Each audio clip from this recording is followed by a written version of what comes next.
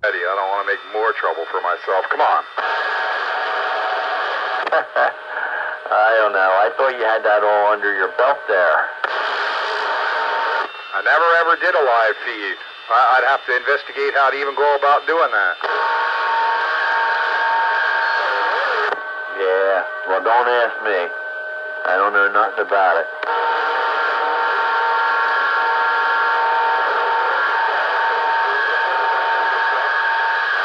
Well, I don't know much more, so there.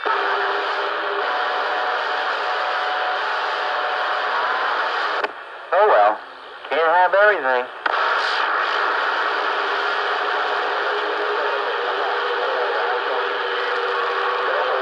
That's right. I can have a lot, but can't have it all.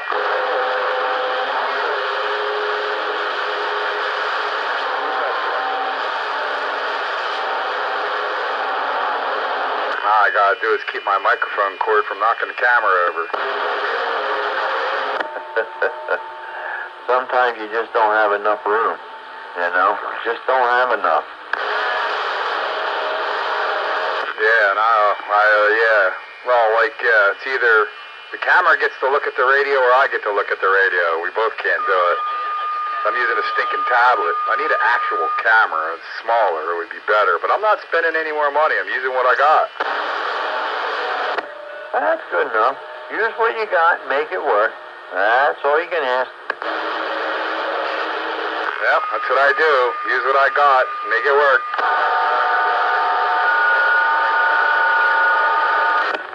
You can always sit around and say, no pain, no strain. That's right. No pain, no strain. But then there's somebody else who says no pain, no gain. So I don't know which one.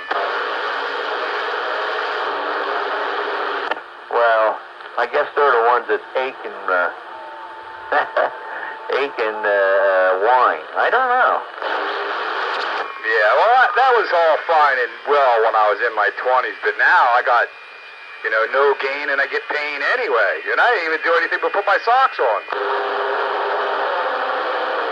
How old are you now? I forget.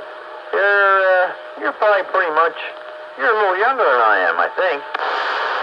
Yeah, I think I'm right behind you, though. Yeah, I don't think you're all that far away.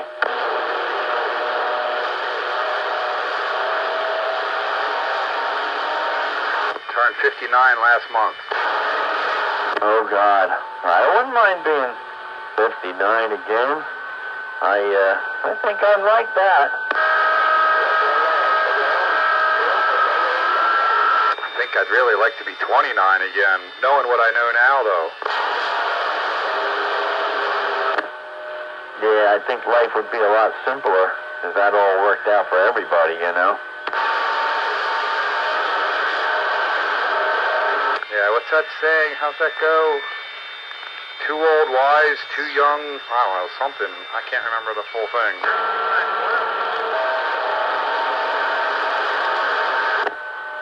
Yeah, I'm not so sure I know exactly what you're saying, but I get the gist of it. I'm feeling it. Yeah, there's some kind of saying. It's like too young. Can't remember the other half of it. I know half of it. I can't think of the other half. Oh well, no matter. You get the gist. That's right. I'll get one half from you, and when Dave comes in, I'll get the other half. Oh, he's a fountain of wisdom, so I'm sure he'll know. Oh, yeah. He's the wise one. How much time do you got on me? It can't be more than a couple of years. You're 59.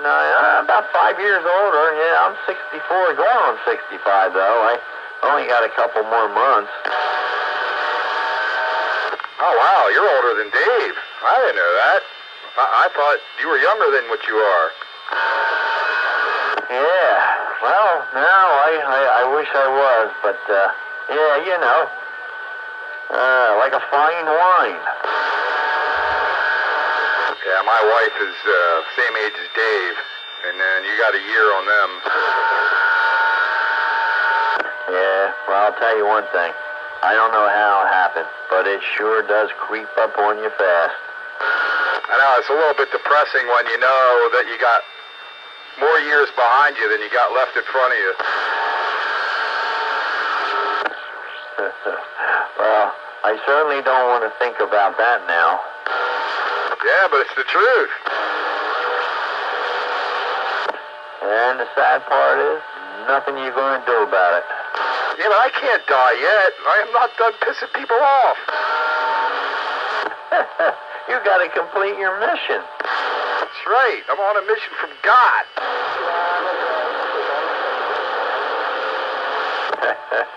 You got high goals. All right. Welcome to the Classic Radio Roundup warm-up session. You need to have standards and goals. Well, I'm not too sure what the standard is, and I certainly don't have gold.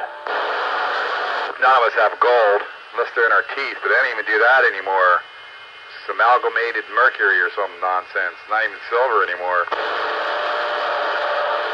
Hard to get precious metals. They don't make it easy.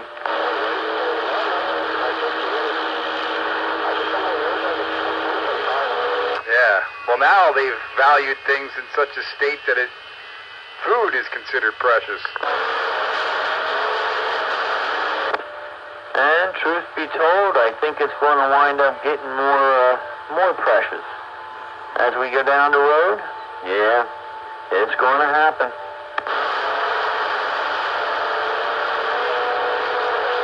Things are supposed to get easier. Well, I think we got to see what's going to happen.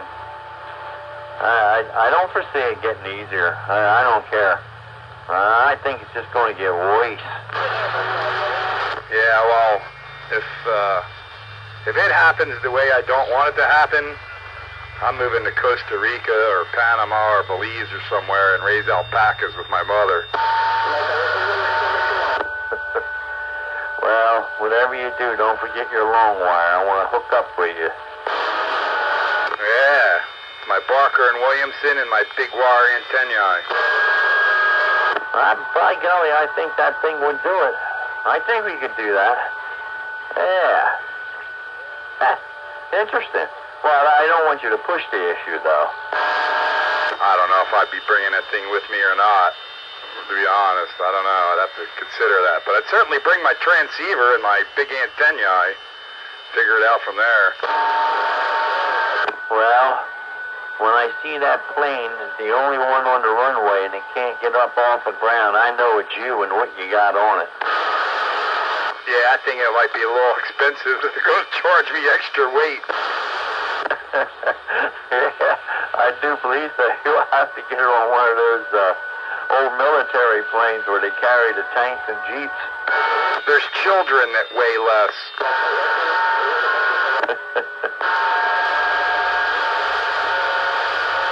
Pretty funny when you put it that way. There's children that weigh less than my radio. Geez, oh. Yeah, I don't know.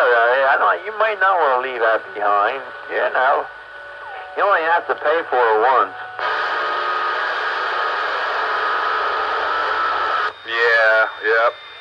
Certainly would. Only have to pay for it once. And, well, I've already paid for it once, let's say. So I'd be paying for it the second time. But anyway, it'd be worth it to have it. I really don't want to give it up. Yeah. Plus them guys down there, too, you know, they have a way of making things work with cans and string. You know what I'm saying? They make do with what they got around the wayside there. They do pretty well, actually. That Snowman Memorial transmitter will be around longer than either of us and still working.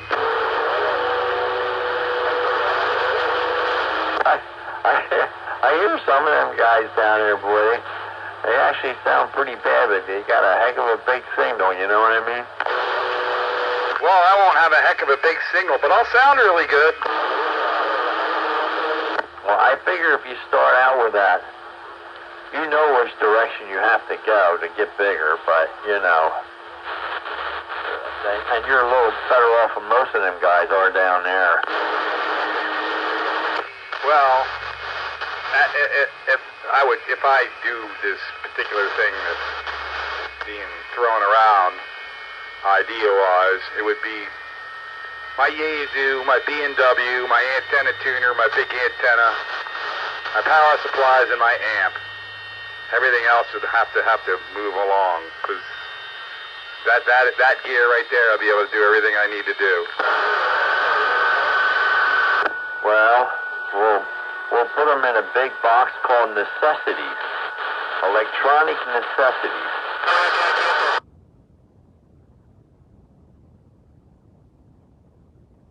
Give them to Dave and you.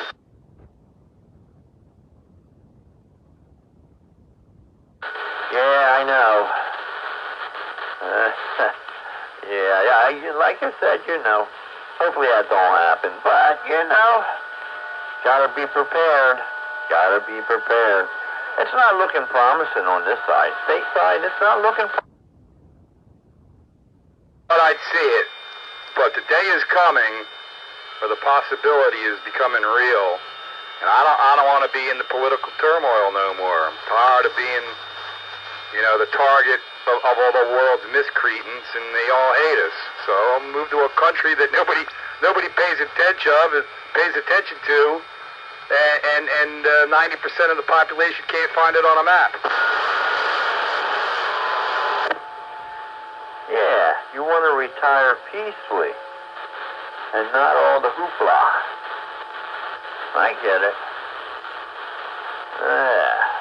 Well, you know, I guess that's a dream that might happen. Well, you know it's getting serious when the wife starts doing the research. You know, I just sort of throw it out there. But then she starts doing the research, and she's got it narrowed down to 3 places: Costa Rica, Belize, and Panama. They're all stable governments. They got reasonably good health care, and a decent cost of living. So, and the weather's nice. So she's doing the research. It's more real than if I was just talking about it. I think my favorite one out of the bunch that you mentioned would be Belize. I think that would be interesting. Somebody was saying it worked last week, I think it was. You know, now that California made the minimum wage, I think like $20 or something like that an hour.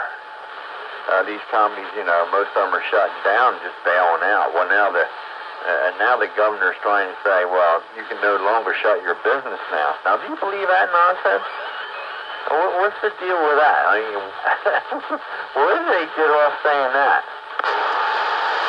That sounds a little too close to communism for my liking. Wait a minute. You've made it untenable for my business to be able to make a profit. I can't afford to stay in business, but now you're telling me I can't close my business, and you made it untenable.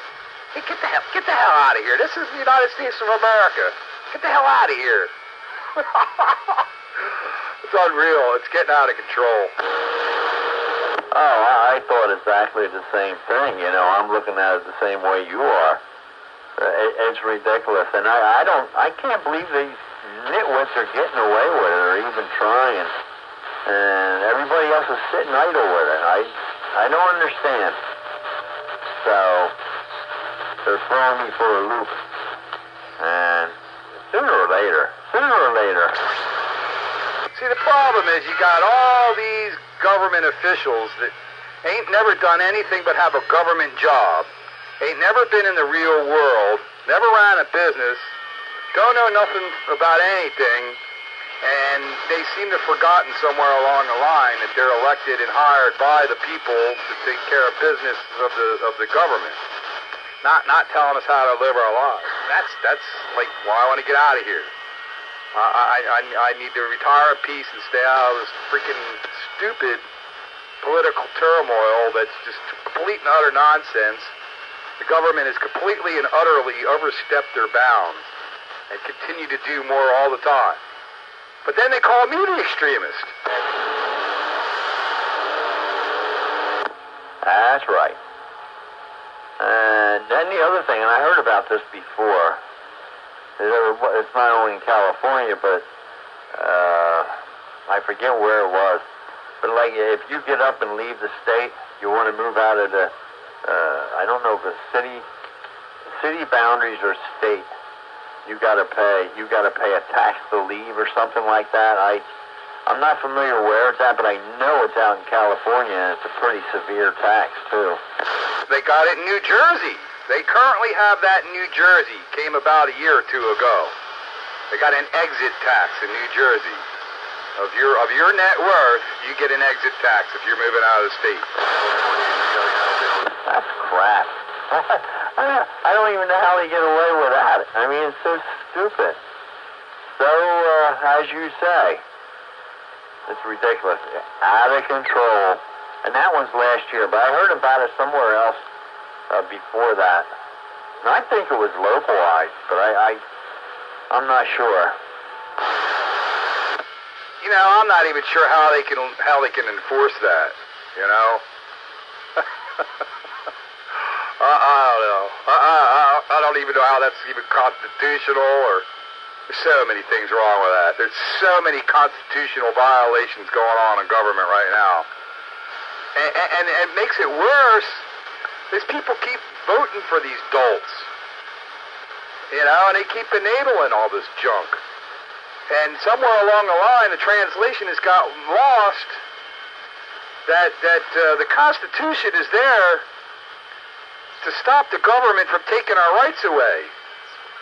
It doesn't give us permission to do things.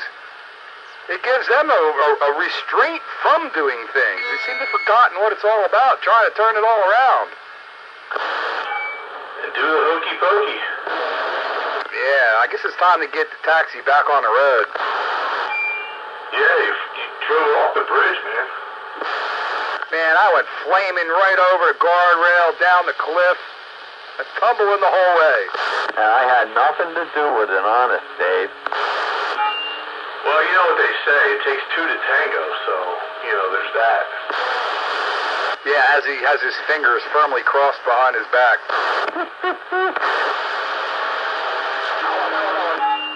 Well, you know, that's the way it goes. So, welcome to the Classic Radio Roundup, the official start. The warm-up session, now that we're all warmed up, is past, and it's now time for the Classic Radio Roundup, 27115 on the AM dial, channel 13. So I guess the first order of business is addressing your absence. Were you overtiming again? No, I was absent the whole week, if you noticed. I had out-of-state visitors I forgot about. Break. Oh. Yeah, you weren't around on Sunday, and you weren't around last Wednesday. Yeah, you got the stock mic night. Well, I'm making up for lost time. I'm on my stock mic radio tonight. No, I can say this is a stock mic, too. It's not amplified. This is not amplified. It's a hand mic. And it's hardwired into the radio, so you can't change it anyway. That's what I started off last week. I had my Mini 6 out, man, and then I switched to the Tram Diamond 40 with a stock mic. You guys out there in Pennsylvania, we're going to call something menace out here in Idaho tonight. These stock mics, but, you know, other than that, we were having a good time for a while. Oh, I'm sorry I missed it. Because I probably got one of the better sounding stock mics around. And I was very happy when 9 o'clock rolled around and they got organized and got their crapola together, and then they got rid of the stock mic. Break. Well, it was a theme, you know? The theme. And there's a breaker. Well, thank you. Hey, Grandma out there in Pennsylvania. 696 a menace out here in Idaho saying hello. Ah, there's the Menace out in Idaho. Hello, Menace in Idaho. 441 is Spitfire on Classic Radio Roundup. Yeah, 441. I thought that was you been trying to get in, but hey, guys came in here like gangbusters in the last couple of minutes. Sounding good out here in the Tater State. Yeah, real good there, Menace. Good to hear you on. I caught you a couple weeks ago on the gate And I was shouting for you, but you must have had an earful from the rest of the country because you never heard me, but you were coming in really well. And I posted the gate up on the face plant somewhere. I tried to get it on your site and somehow I was unable to. I don't know why. Yeah, I'm not sure, but no, you're getting about 5 to 7 right now, but she is swinging up and down. Good news is I get my Gladiator back the end of this week, so I'll get that old Courier back online. Well, you're sounding good. Good to hear you on. Glad to have you checking in the Classic Radio Roundup. I'm using this old 8-channel Metro Tech Pacer from 1965. Well, that thing sounds choice. Nothing wrong with that radio at all. Sounds real good out here in Idaho. Yeah, you're sounding real good yourself tonight there, man. It's no trouble at all. Coming right on through like a local. Roger. Okay. I'll jump out of here where all you locals can get over the top of me and give it a listen. 696, The Menace. Out here in the Tater State, the City of Trees. I'm back off the key. Yeah, you'll like to check out the video gate this week and see how well you're coming in on this old antique flea market radio. Good to hear you there, Menace, out there in the Tater State. Thanks for checking in the Classic Radio Roundup. Spitfire 441 on this antique flea market radio. Yeah, flea market.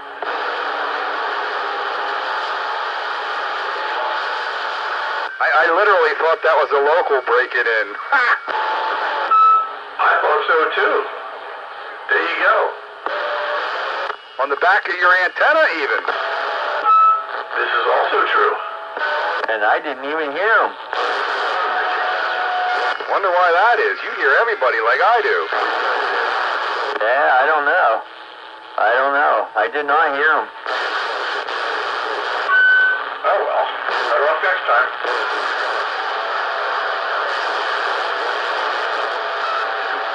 Well, it goes that way sometimes. Yes, it does.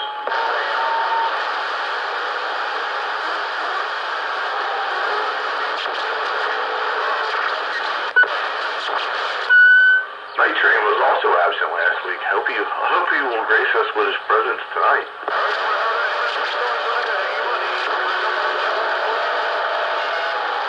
I haven't heard him for a few weeks. 2 or 3 weeks anyway, at least 2.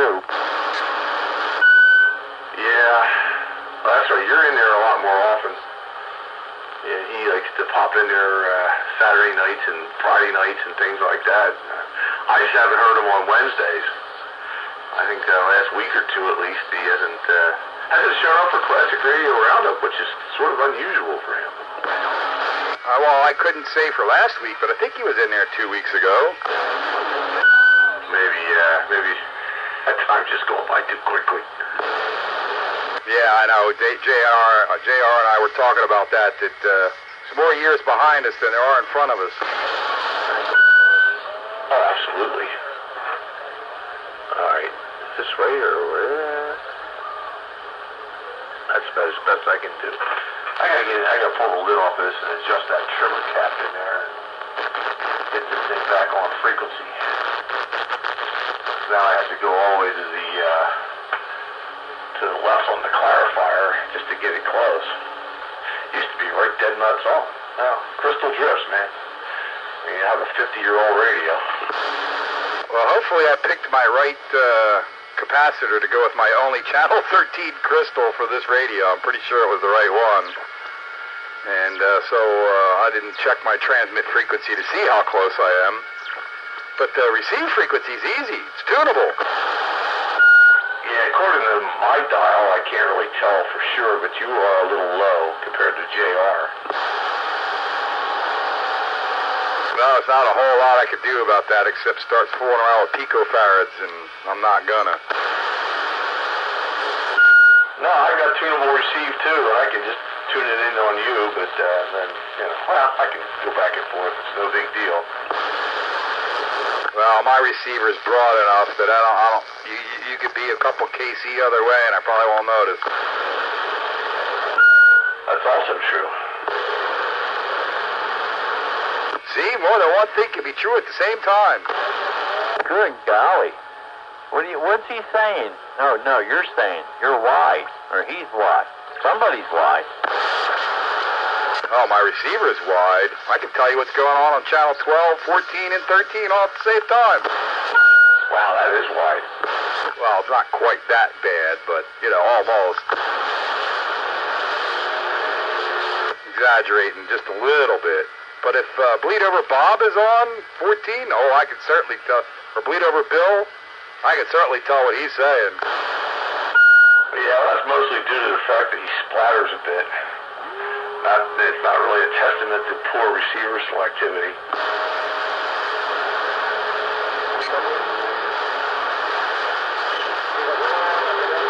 All I know is everybody has great fidelity on this thing. Well, that's the upside of having a wide receiver. It's you got wider audio bandwidth.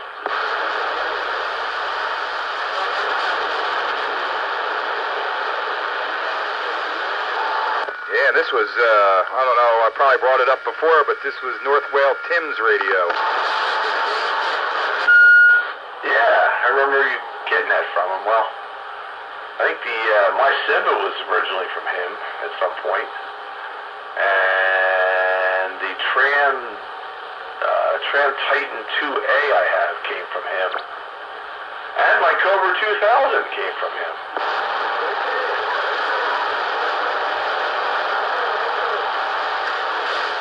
Did you say Tim over there in North Wales? That's a Roger.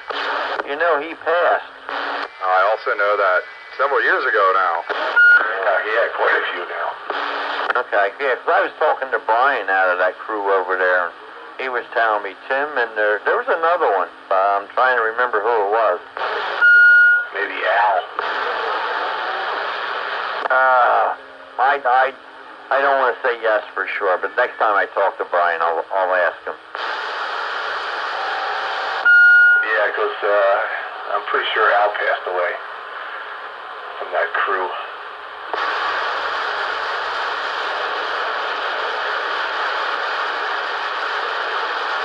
You got to get some new blood. The old crew's dying off. That's the circle of life, man. All the young ones are on their cell phones. There's a couple exceptions. You got Joker and Wonder Boy and, a couple others.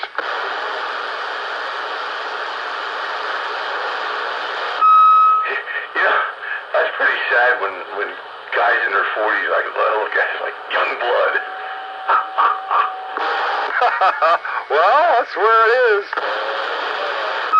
I know. It's just another, it's just another kick in my head. How old I'm getting. Guys in their 40s are young blood. Yeah, it does sound kind of wrong somehow, doesn't it? No, the young blood. Yeah, what are they? They're 20? No, they're 40. These guys that were not even alive when 40 channels became legal.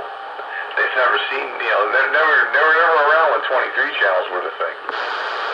I know I'm getting old when I'm seeing, radios from around 2000. These guys are all calling old radios. Yeah, this is my old radio. 2000, what? But that is well, wait a minute, that is 24 years old. I have a hard time processing that the year 2000 was 24 years ago. I know it's with the date and everything like that, but man, I have a hard time processing that. Yeah, it's like Y2K hit and we went into a time warp or something. It's like all of a sudden fast forward 24 years. Cars from 1999 and earlier qualify for antique tags. That's bizarre. My truck is a 97, and yes, it qualifies for antique tags. Stuff from the 90s, antique tags. It's hard to wrap my head around. I'm going to put an antique tag on my riding mower, because I bought that in 1996. I can see you cutting your mower. I can see you cutting your lawn with a classic tag. I was talking with a guy at work today about somehow the BSA came up, and because another guy's a biker, we're talking bikes and whatnot, and the young blood was there. He goes, "What year is that BSA?" I said, "It's 68." He goes, "68?" like that's some ancient time, you know. And then he goes, how long have you had it? I'm like 34 years. 34 years? I'm not even 34 years old. Yeah, that's the scary part. I've had my same motorcycle longer than he's been alive. I've had my truck for 3 years longer than my daughter's been alive. So she's known that truck her entire life. Yup, pretty much. So how many years is the Classic then? Classic's 15 years. Antique is 25. I saw a Honda Odyssey with a Classic tag on it the other day. I almost fell out of my chair. That might have been Badger driving that. I'm like, oh my God, I know I'm getting old. Honda Odyssey minivan with a Classic tag on it. Yeah, it's pretty bad when, like, cars that were made, in the 2000s are now considered classics. I just can't wrap my head around that. So CB radios from 1960s, they're ancient. Like my Pacer here, it's almost 60 years old. That's why I put a hard stop on the years as far as classic radio roundup goes, because each year goes by, the sliding scale moves forward, and I'm thinking to myself, there's no way in hell I'm going to call a 1990s radio or anything newer than that a classic. It just isn't right. So it's like, 1983 or older, and it's going to stay that way. Yeah, like Galaxy 959s or whatever they are, 929s, whatever. Yeah, classic now. Well, I guess they stuff from the 90s certainly technically classifies, but I have a hard time calling them classic radios. They may be classic in age, but they're not classic in style. They're new Chinese, Malaysian junk. To me, in my mind, this is my personal opinion, of course, take that for what it's worth, but 1990 is the hard cutoff for me. Anything prior is classic. Anything, well, not anything, but anything after certainly isn't. You talking about radio or just stuff in general? No, radios, CB radios. Yeah, see, I can't even do that because they made a lot of really crap radios in the 80s.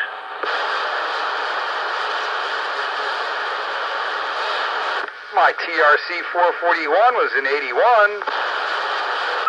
Yeah, well, as the decade wore on, I mean, the Cobra 2000 came out, early on like that too, 79, 80. And that was a good radio, but I mean, they just kind of, because basically the CB boom was over in the early 80s, and everybody knew it. All the manufacturers that we all know and love all folded one after another. Browning died, Tram died, Pure Simpson died, Johnson died. They all just started falling off the cliff. And what we're left with is, a bunch of, newer comers, And Radio Shack, I mean, they stopped making base stations after a while, and they definitely stopped making sideband base stations, and all they had was that one little mobile for the longest time, and it just got, they became more generic. They're just not. They still have that classic pizzazz like the 70s vintage radios did and the 60s vintage. You say you're like stuck. That's what somebody said. You're stuck in neutral. You can't go forward. As far as CB radios, though, I have to concur with Dave. It's true. The 60s, the radios had style. There were a ton of manufacturers. The 70s, the same thing. And then pretty much by, I'd say, early 80s, let's call it 83-ish. After that point, it just fell off the face of the earth. They're still running, 80, 81, 82, but 83 on, it just started falling right off. Yeah. So Dave, I gotta ask you, what's your latest radio that you bought? That's a kind of a trick question. Latest radio that I bought, or latest radio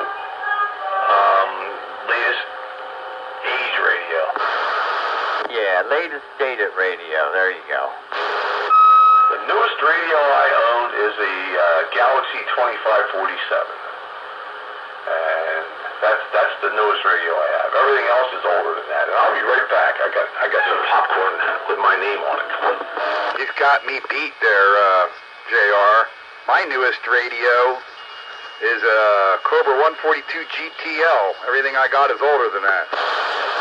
Yeah, that 142 GTL, that is, I don't know exactly what year it is, but that's back a wee bit.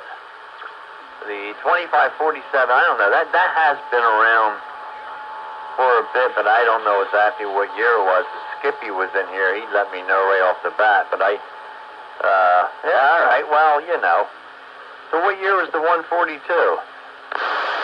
Well, we need Dave to pin that down, but I'd say the early 80s at some point. I don't think they were made much past that. All right, so you're definitely a classic, all right, you are. So, but you got ham equipment that's later than that, though. That I do know.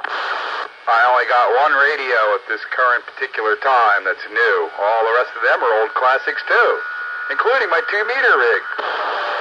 Didn't you have before you bought this latest Yaesu, you had another Yaesu before that, but I don't know exactly. You had that for a little while, but I do remember, I don't remember the model number, but it was relatively recent. I had that Yaesu 450 for a while. That was a pretty good radio. I sort of regret selling that one. That was a cool little radio. I'd like to have that as a spare, but I no longer have it. But, yeah, no, my current Yaesu is my newest radio. Everything else is old. I don't have much in ham gear anymore. I got a Kenwood 2-meter all mode that I use with my reverse transverter. I got a 2-meter FM all mode mobile what'd I say? Not Kenwood, that's an ICOM. ICOM all mode 2-meter mobile, that's my FM box.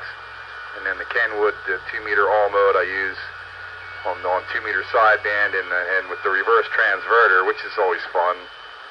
I got the multi-LMAC and I got the B&W. Oh, and I got an Alinco 220 rig. That's it. Yeah, but really, that's all you need. I mean, between your newest HF radio and the other gear, you're good. You don't really need a whole lot more. You don't have no 440, but you got 220 and 2 meters, so, but you know, and I gotta tell you, not a whole lot going on with 440, but you know,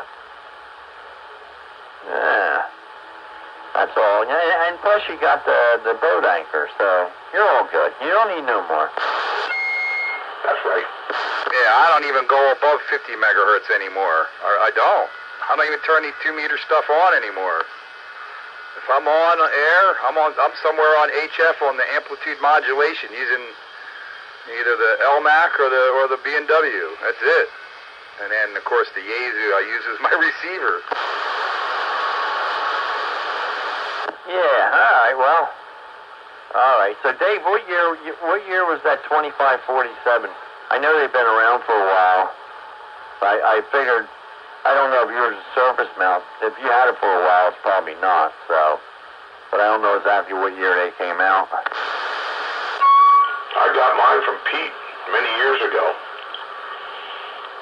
and they converted it into a high-fidelity transmitter. But no, it's not surface mount, thankfully. I don't like surface mount. It's hard to work on. And I got it from that fella over there in. I can't even remember his name or his call, but he used to come on here and talk with us.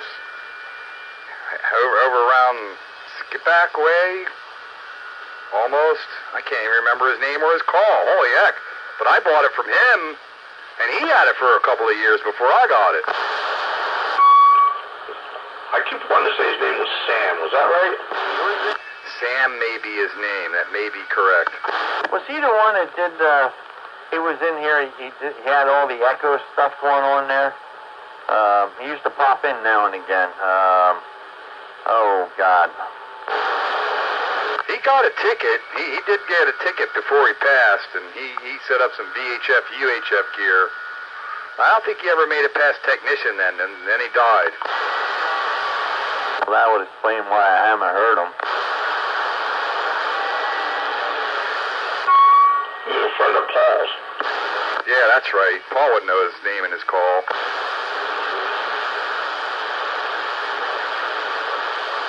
Yeah, I'm trying to remember back in the day. He was in there, and I could hear him. He wasn't doing too bad of a job. He was down there, down the skip-back area, down off of 73. Well, he was on 73, I believe. I don't think he was on 73. I don't think. But he didn't use Echo neither, I don't think. It may not be the same one I'm thinking of then. He was down around the church or somewhere in that area. He had a 2970 that I bought off of him, too, and I sort of regret getting rid of that, because that thing worked really well, too. It might not be the same guy. I might be confused. Who was that other guy that lived down in that area, Dave, that used to live in the Norristown area? Rubber Pants Robbie? Rubber Pants Robbie. I don't know whatever happened to him, I wonder. I don't know, but he still got my daggone 6-meter HT, the bastard. Oh, you lent it to him? Yeah, that was a mistake. Never heard from him again then. His call's still active in the call book, or on QRZ, I guess.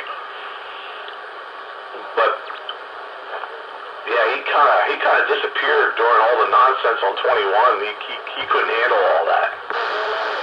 Yeah, I can't remember his call either. Maybe you'll have to give me his call. I'll go knock on his door one day. Hey, can I have my Cherokee 6-meter radio back? N3 NCC. Kind of like Star Trek, NCC 1701. Oh, wow, I could actually remember that.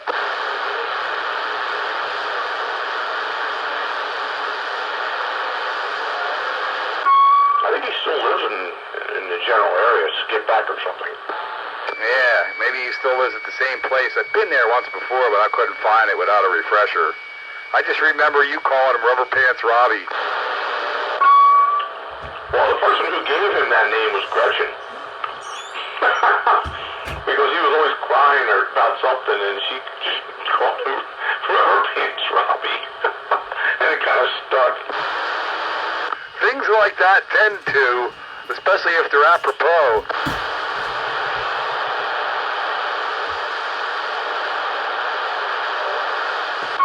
That was back in the 80s.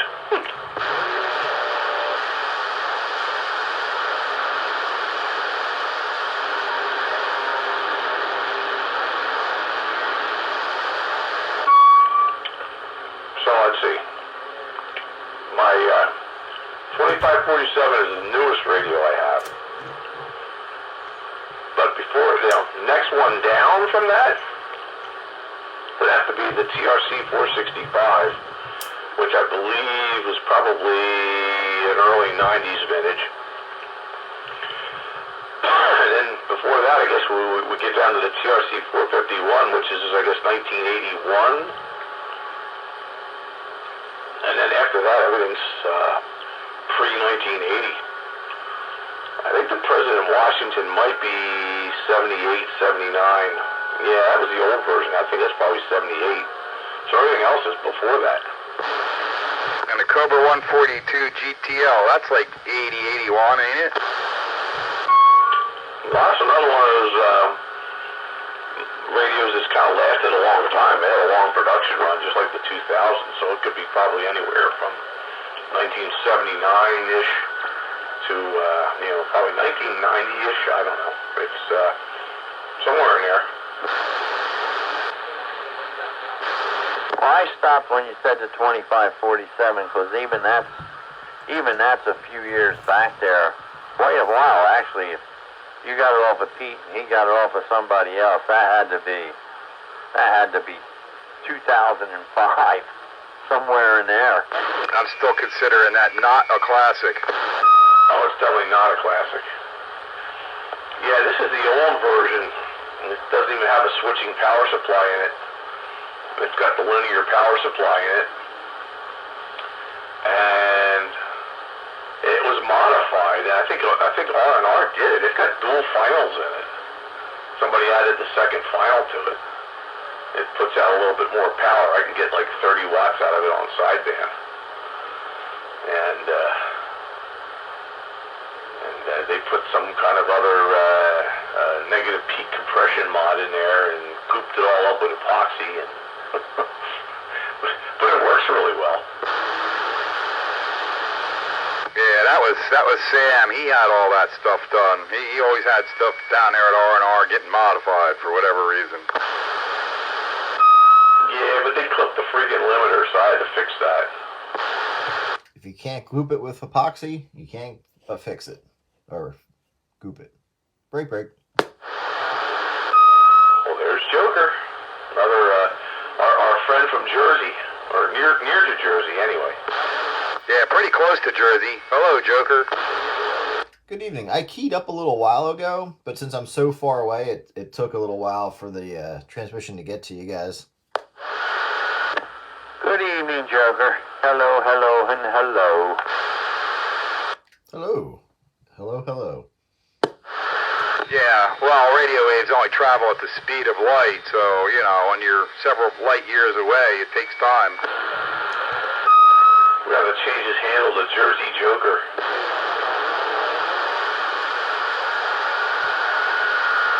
Just don't call me Jersey Devil, because I don't like that team.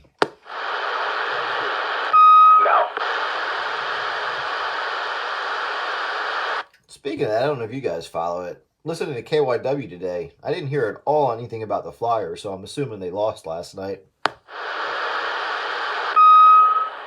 since I don't follow hockey, I don't care. Since I don't follow sports, I don't care. I used to follow hockey.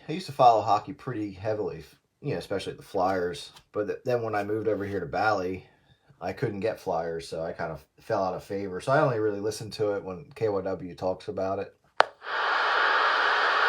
try to listen to that ruined radio station as little as possible anymore. I'll turn it on at the 2s. If I need to hear anything, I turn it off.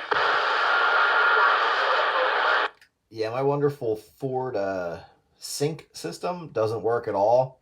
So I either listen to corrupted KYW, which they added a C to their call letters, or I have to listen to the same old AC/DC, Led Zeppelin, Van Halen, the same 10 songs they've been playing on the rock stations for the last 40 years. Yeah, I love that stuff.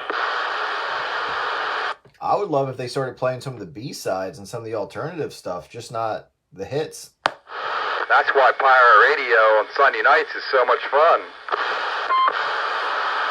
There was a good one in there on Sunday. He was 10 over 9 at some points. But it wasn't our friend,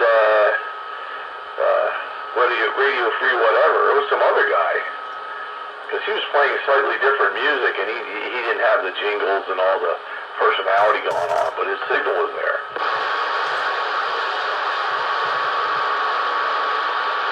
Yeah, well, it's always better if they got some kind of signal. Then I can at least pay attention to what it is they're doing. Yeah. I enjoy listening to Radio Free whatever because I like the personality. I don't know, I could swear the guy must have done this for a living, but then why go back to being a pirate? But he just seems very, very professional.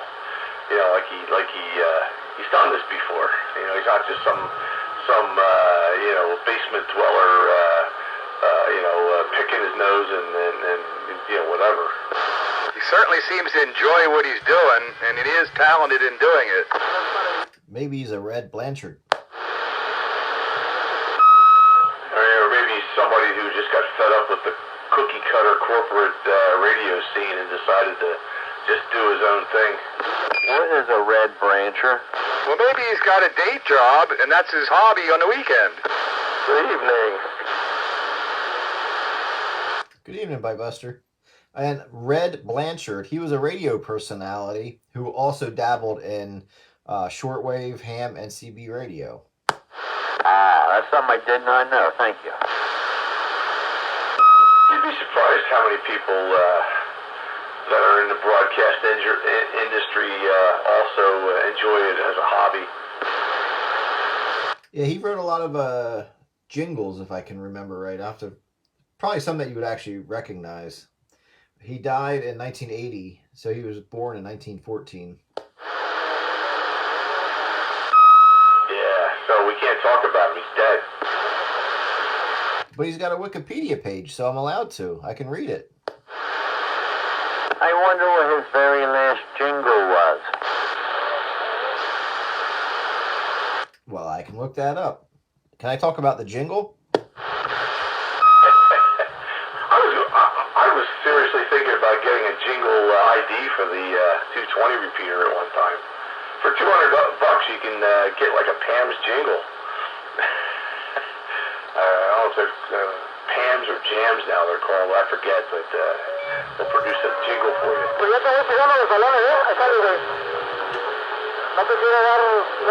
$200, I'll make you a jingle. Not in the quality that these are. Oh, I think we could get something good together. Oh yeah, I think so. Yeah, we have talented people out here. I think those guys could probably put something together. Well, that's true too. We've got technology now, to process stuff in a professional manner. My dad's a TV repairman. He's got a killer set of tools. I can do it. To be able to put it together. For that matter, if KMOX Cosmic Radio would have put his mind to it, I bet he could have put it together too.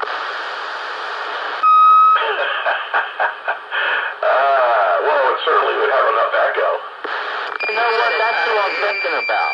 That's the guy I'm thinking about. What was that, Pete? If KOMX had to put one together, he'd have been given hams exploding heads for miles around. So, JR says, all right, he's the guy you're thinking of. Yeah, that's the guy I was trying to think of before that I thought was in Skipback. Who, Sam? Cosmo guy. Yeah, he's just east of Skipback. He's in Cedars. But, he hasn't been around for a while. He used to have his antenna on a fence post, and he tore the fence down. So he's got to get another place to mount the antenna, and then he told me that the gamma match snapped somewhere, and, so it's not high on his priority list. Yeah, so that's the guy you were thinking of. Yeah, I should have put the two together, Skipback and Echo. Yeah. Boy, I'm glad you resolved that tonight. That was driving me batty there, right? I was hoping I wasn't at the point where I was senile there, Old Cosmic Radio could put on some world-class echo like nobody else. That's all musician-grade stuff that he's got over there. He made it work. That was the deal. He had it going on. Well, that Blanchard guy, he was awarded the Radio Relay League certificate for 60 years of service. Oh no, the American Rotten Radio League? He was a professional. Oh no, anybody want to know what Bleed Over Bill's talking about? Oh, he's on? Yeah. Well, thankfully, this Browning Mark III isn't hearing him. This has a little bit better rejection, I guess. Yeah, I'm surprised. I didn't notice him. Let me try tuning to the other side of channel 13 and maybe I can get rid of him. Yeah, put those IF skirts to work. Tune towards Ohio, not me. I think that did it. Simple solution. Tunable receiver can be kind of fun. Oh yeah, it's a lot of fun. Especially if you want to work split. New CB radios can't do it.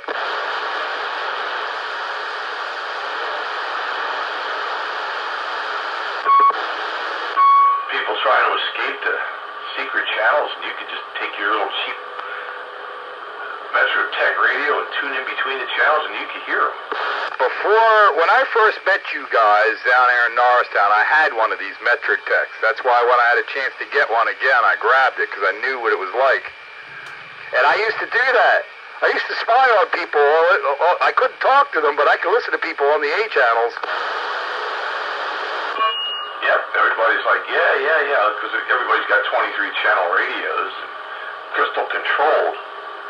And all of a sudden now, they can't hear the channels, but you get some old boat anchor, tunable receiver tube radio, and you can slide in between everything. Yeah, I can go a little bit below channel 1, too, and up to like channel 25 or 6. I'll be back. I gotta go get a drink. Yeah, there's usually a little extra give in there. You can go up to 26 or 27 maybe, and a little below 1. Now, of course, you can get 24 and 25 in between, and then all the 5A channels, That's right. It's all right there on my tuner. Yeah. Didn't need anything fancy to pick up the A channels. I wanted so bad to figure out a way to make the tunable receiver work on transmit. But I did not have the skills then. I was only a teenager, but I thought there's got to be a way to do that. I would have went the other way, looking for an 8 megahertz VFO and plug it into the transmit crystal slot. Yeah, I just wanted to do it on the tunable, it's like VFO control. Yeah, well, that would give me VFO control. I just have to do it with 2 different dials, one for transmit, one for receive. Well, I did do that though. I had an old, I think it was an ICO, or was it the Heathkit? I think it was an ICO signal generator, RF signal generator, and I turned that into a VFO, and that was kind of interesting. Yeah, I know somebody who took an old Lafayette VFO, put it in their 2-meter Kenwood radio, and got it on 11 meters. Yeah, that's one of them crazy guys. It was more of the challenge to see if I could do it than okay, now that I did it. Yeah, when I tuned that transverter up, I was using my ICOM as the exciter on 2 meters, and of course that thing, goes out of band. And I slid it down to where it would work on 11 meters, and I just wanted to see what kind of power output. And the power falls off really rapidly, though, because it was tuned for 10, I tuned that thing for the 10-meter band. But it did work on 11. Yeah, I know it did, and with that 1-tube Italian amp behind it, it didn't care that the power fell off. In fact, it was perfect. Yeah, right, the 40 watts fell off to like 4 watts, but it drives the amp just nicely. So every cloud's got a silver lining, Yeah, but when you think about the kludge that was, a 2-meter rig into a transverter. Oh, that's funny. Yeah, and put a VFO into the crystal slots on the 2-meter side, the fixed channels, into the transverter, and do all that, and put it into an amplifier so you can go all 11 meters. Some of the things we do just for the fun of it. That was strictly just for the challenge of it, to see if in my head, like, this should work. Let me see if it does, and it did. When they ask, why did you try to do it? You say, because. That was exactly why, to see if I could. And I still actually could do it. I still have the VFO, and I still have the 300 ohm twin lead going into the fixed crystal slot on the radio. Oh, you use twin lead. Oh, that's an interesting way to do it. Yeah, I ran twin lead into the crystal slot and out of the radio, so I could, unhook and hook it up. That even has close pin spacing. 300 ohm twin lead works great for that.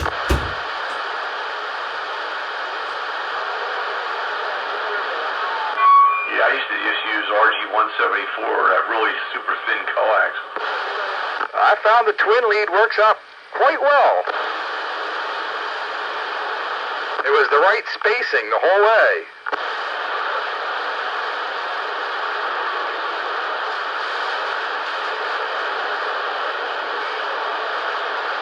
Where's Wayne? Yeah, where's Wayne? There he is. Hiya, Wayne. Good evening there, Mr. Wayne. Good evening there, JR. What's up, Wayne? I got 18 up there on the right. I'm here. I'm listening. Well, you can talk a little too, you know. Yeah, once in a while. You don't have to be called out. You can just jump in. Well, I jumped in here late, and the conversation was already going, and I was just listening. Roger? Sometimes it is fun just to listen. But you gotta let us know you're around. I was going to. I was just waiting for a chance to key up a little bit. Here I am. Well, if you wait for a break on this channel, you might be waiting a while. Wow. Yeah. That's true. Got another 18 up here on the right, so watch you don't cut over on you. You know, but it does happen, though. You know, then it got quiet.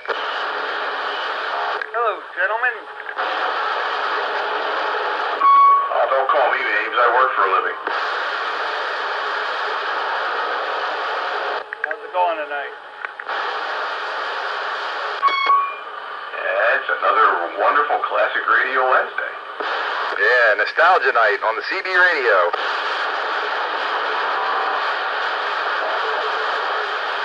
Well, I'm not talking on a classic, although give me a minute, I'll switch. Is that Mr. Fixer? It is, Mr. Fixit. All right, I got you. Well, I'll get your name right eventually, too, but at least I know who it is. And I think there was another low-level breaker in there. Was there another break? Howdy, King Tut. Welcome to the Roundup. Spitfire here.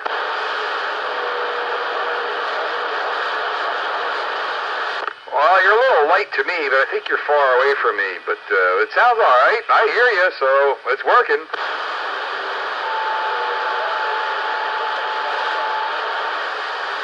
Oh, well, which make is that? Several makers made the telephone-looking ones. I got a realistic model. 10-4 on the Lafayette. Lafayette radio telephone, Roger. It's working. Good evening, King Tut. Living a dream. Living a dream. Your Lafayette. Your telephone Lafayette. Now that's a classic.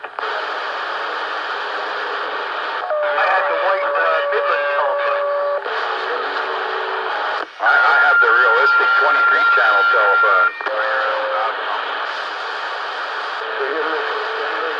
Mine was a 23. I don't have it no more. Yep, must be a bad accident or something up there because come back there. Solid wreck. How many of us got those silly CB phones out here? See the traffic I hated them too, but I got one for free, so I couldn't turn it down. Back in the day, I had an old Johnson. I liked that thing. It had character.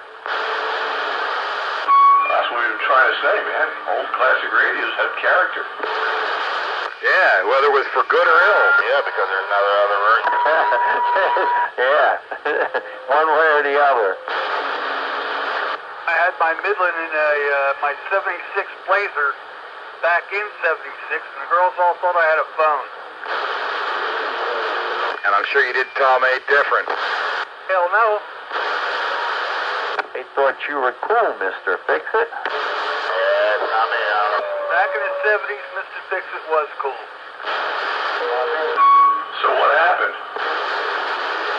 Like you got like the rest of us, you got old. I adulted. Yeah, adulting is kind of boring. I try not to make it so. There's a speed trap right over this hill too, so probably not a speed trap, it's probably a cop warning people to speed. Like I was saying on Sunday, though, I'm starting to get a little nostalgic and picking up things I had back in the day. I picked up this Midland 77-861 up at Jake's. I had one when I was 13. Yeah, they're cool little radios. You make it affordable and mobile or base, man. Yeah, I had it apart all day today, cleaning it and just tweaking it up. I need a mic for it, though.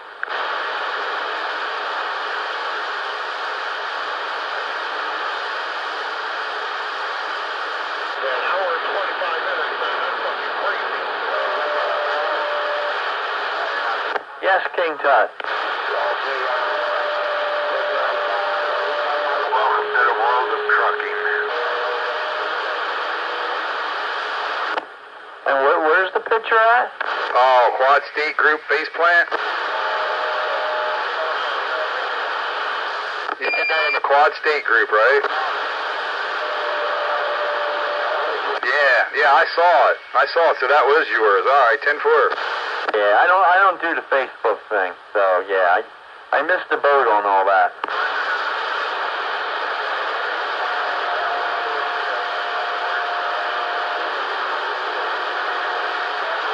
Yeah, but the pictures are cool though. Good idea, but I'm just not there.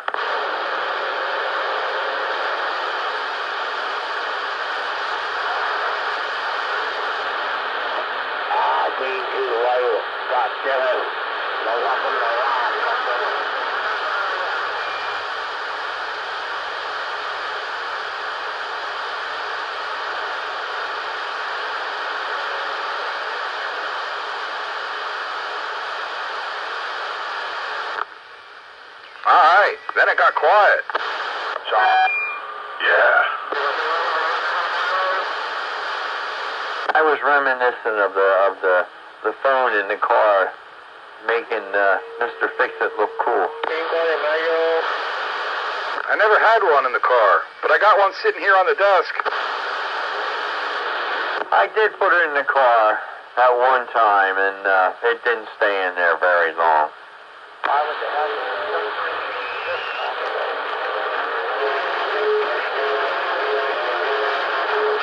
Get out in the distance, and then somebody's out in the distance, and they just couldn't hear me.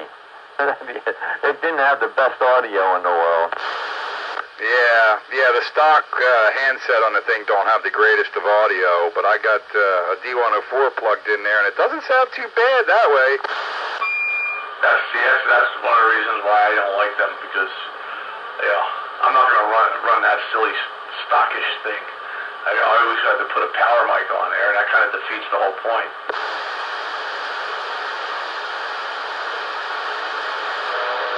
I leave the handset plugged into the cradle and plug my D104 into it. Dave, you should have wired a preamp in the audio system, then put it in the handle of the phone. You know, yeah, you might have been able to work that out. That's an idea. Well, that's true. I've done that already. Put a little op-amp preamp in the radio to give a little boost. But, the tone quality wasn't that good either, No, that was more like you were on the phone. The tone quality, it sounded like you were on a phone. That's what I've been talking about this, that's what everybody sounds like with them damn things. One ringy-dingy, two ringy-dingy.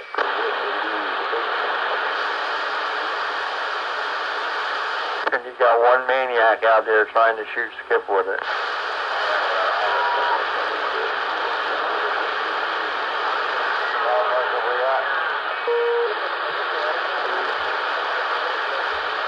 Are we speaking to the party we have dialed? Is this the party to whom I am speaking?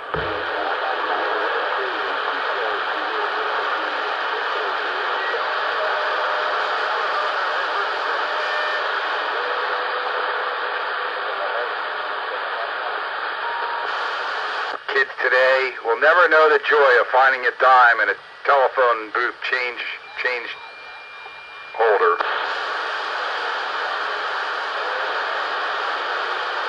Oh yeah, they have no idea, you know.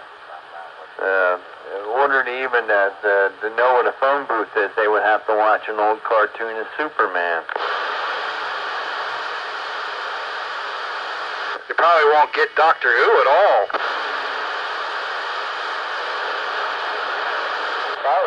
My number one son, yes. Flying around time traveling in a phone booth.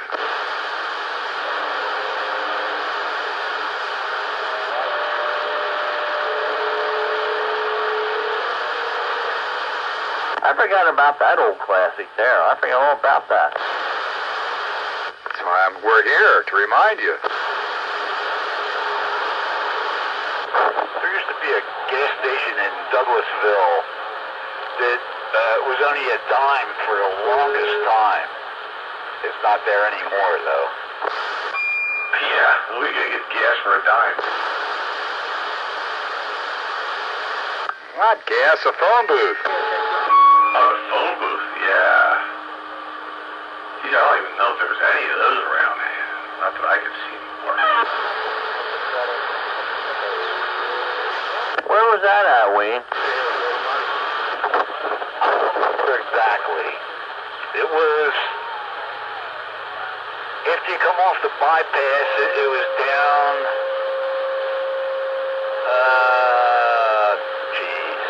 I don't know, about 2 miles on the left. It was in the center of the highway. But it was there for the longest time. It was only a dime to make a phone call. I used to drive a truck back then, and I used to always stop there because it only cost me a dime to call back to my dispatcher. I bet you I know where that was. Used to be a gas station right there at Airport Road. Or was it that road, that route number or whatever it is that heads into Birdsboro? Wasn't there a gas station there too? It used to be 82, now it's 345. See, that's where they go best to be up. You can't be changing state route numbers like that. Well, they did that because the bridge got washed out. And they decided, for whatever reason, that they weren't going to replace the bridge, so 82 pretty much ended. So they just rerouted 345, that came up a different route, and just said, yeah, we'll call it 345 now. And 82, you'll just have to pick that up down in Elverson or something.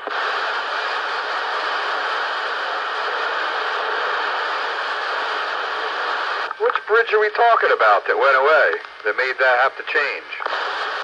It's a bridge on 82 in Birdsboro, just south of, I guess you're leaving Birdsboro at that point.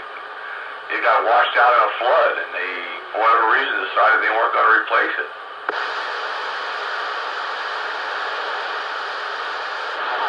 Don't know why I can't picture that, but all right.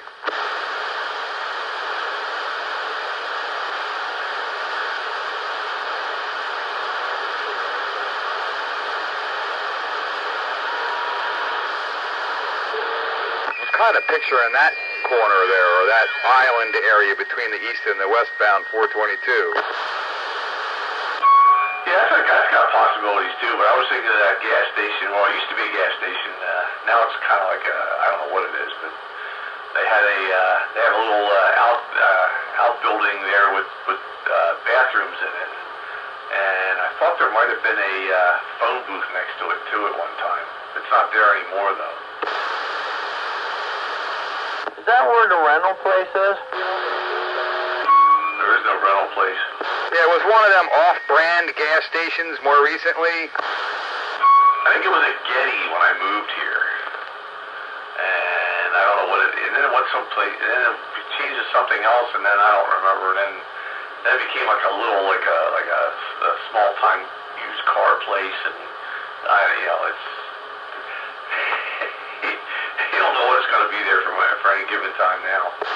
Yeah, I know where you're talking about.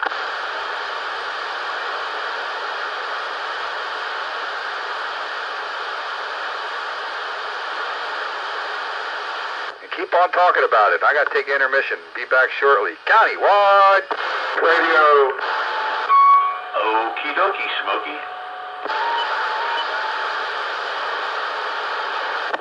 I cannot remember the last phone booth I remember seeing. I was not a phone guy, so I don't know. Many, many moons ago. I know they used to be in the school. They used to have them in the hallways and all that good stuff. Well, that's not a thing anymore. But I think they were like 35 cents when I graduated, as I remember. I remember it used to be a dime throughout most of the 70s and then early 70s, and then it went up to a quarter. And that's probably the last time I used a phone booth was probably a quarter. Might have been 35 cents at that point.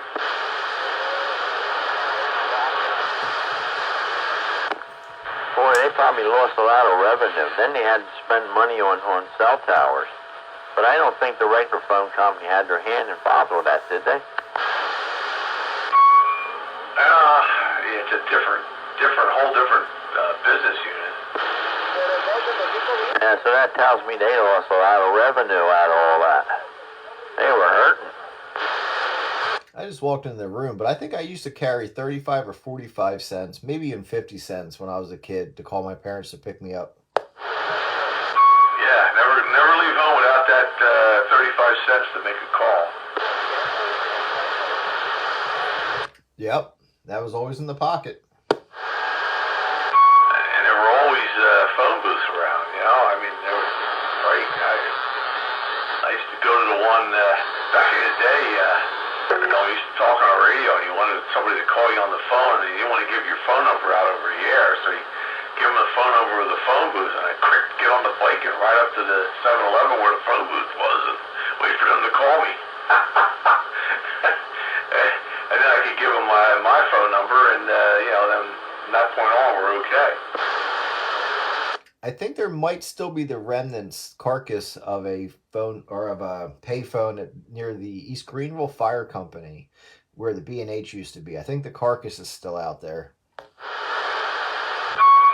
there was a phone booth at the Lesdale campsite on Lake Wallenpaupack, and I think the concrete base is still there for that.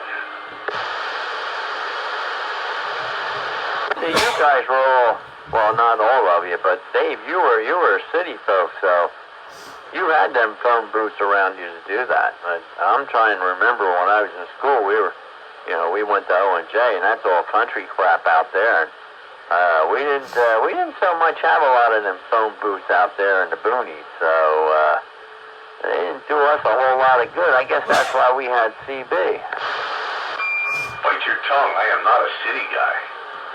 I'm a suburban guy. City slicker. He's a city slicker. You're a city slicker. Don't try to drive me. Hell no. Hell, I played in the woods when I was a kid. We had acres and acres of woods to play in. We built forts and trees and dig big holes in the ground and, you know, made trails for our mini bikes and go-karts and, you know, we'd make boats and float them down the creek. Yeah, there's no city there. What suburbs are you referring to? East Norton Township. City slicker. Oh yeah, pretty much now, but back in the 60s and 70s, I'm a Red Hillian. My town was 1 square mile. No, Joker, I think about you where you were at and where your pop was and all that, with the barbershop and all that. I'm convinced you were a redneck. Yeah, he's from Jersey. I was gonna say I'm so much, I guess you would call that nowadays. My backyard growing up was a gun club. I literally grew up on a gun, at a gun club. So yeah, I think you're 1 square mile. We didn't even have a red light until they tore down the old Red Hill Hotel and put the Turkey Hill in at the Red Hill Ford garage. Till that was when I was in my 20s. You probably had a little, maybe a general store, but maybe your dad's place was the general store. I'm not sure if he had that combination going on. But yeah, we had a barber shop. It was kind of it wasn't a general store, but it was a nice site there. I don't know. He had guns.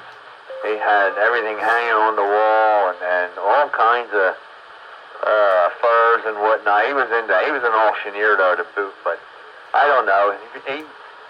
We also had a general store in my location that actually had FBI wanted posters in the general store with a wooden floor, penny candy, and all that good stuff. So I can relate to all that.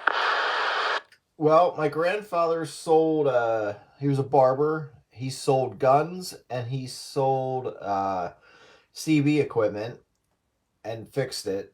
My uncle fixed it. But we had, right up the street, we had the IGA, which was the Tigers Market, which was Redner's, which was every name that Redner's ever was up the street. So that was our store. Back in the day. Yeah, that's all good. Yeah, you're definitely a redneck. I'll give you that. You're a sophisticated country boy. I'm the one that's the city slicker. Ah, there he is. Mr. Train. Good evening. Night Train. Night Train. Good evening, everybody. Yeah, I'm the one that was the city slicker. We didn't even have a tree on our block. Evening, Night Train. Evening, Wayne. What's going on? What's up, Bagger? Where were you last week? I was around. I put my Browning on last week for you. I know, I had some kind of obligation that kept me away. Well, we certainly missed you. Alright, it was nice to know that I was missed. Yeah, man, and today I was out in the yard. I did everything. I did everything, except weed whack. But I did the tractor and I did the hand mower. It was rough. Gotta go up those grass cutting muscles again. Yeah, it's like starting all over again. At least it wasn't super hot for it. Yeah, man. But anyhow, yeah, I'm the city slicker. Man, we grew up on the concrete. Concrete jungle. My dad grew up in Fishtown. Yeah, that was not too far from us, Joker. Fishtown was like, you could jump on the 3 bus and be down there in 14 minutes. Yeah, he moved up here in 64 or 65, I think it was. Oh, he did real good. The lady that I work for today, she said to me, she used to be from Kensington. Glad that was a past tense. It was, because she's a millionaire. Man, you imagine that? She not only came out of the slums, but she made it. Kensington now is noted mostly for drugs. Yeah, it used to be like Fifth and Luzerne, and, down around there. But, man, you say Kensington today, man, it's like the garbage can. Do you remember Kelly's Corner on Kensington Avenue? I really do, man. I liked it, that place. I was the manager there for a year. Were you really? Yeah. I managed the drugstore. All right, yeah. I remember Kelly's Corner really well. I also remember Jerry's Corner. I don't know if you knew that there was a Jerry's Corner also. Yeah, I remember that too. Now, Jerry's Corner was where I had my first slice of pizza. My brother took me there, and I was a boy. Hey, you want a slice of pizza? And I didn't know nothing about pizza, Yeah, I'll take a slice. Man, boy, was it good. From that time forth, I've always looked for a slice of pizza that had that taste. Yeah, I parked my car in the parking lot at Kelly's Corner one day, and after work I came out and went to start it up. Here somebody stole battery. You was blessed. They just took your battery. Station and get another battery and whoop it in. It was terrible. I knew a guy who was a dentist right off of South Street, and he had his windows broken so much in his car, people trying to steal stuff. So he would actually leave his windows down with a tray of change on his dashboard and say, "Take what you need." Yeah, and spare my window. We got somebody else to drive me and get a battery. I didn't walk. It's interesting because I happen to know a friend of mine I used to work with. It was down at 15th Street somewhere. And he was an overnight supervisor down there. He came out of work and he went to start the car. It wouldn't start. Somebody stole his battery. So he went out and bought a brand new battery, put it in there. A couple nights later, the thief came, took the new battery, and put his old one back in. They should have left him a thank you note. Well, I'm not as old as you guys, but I've worked on a lot of old cars. But you guys probably did the same trick where you put a padlock, lock and chain from your hood to your frame rail with a padlock on it, right? Yeah, well, back then, you didn't have locking hoods, and you had to do that, or anybody could open the hood. Hood pins and padlocks to the hood pins. That's what I did.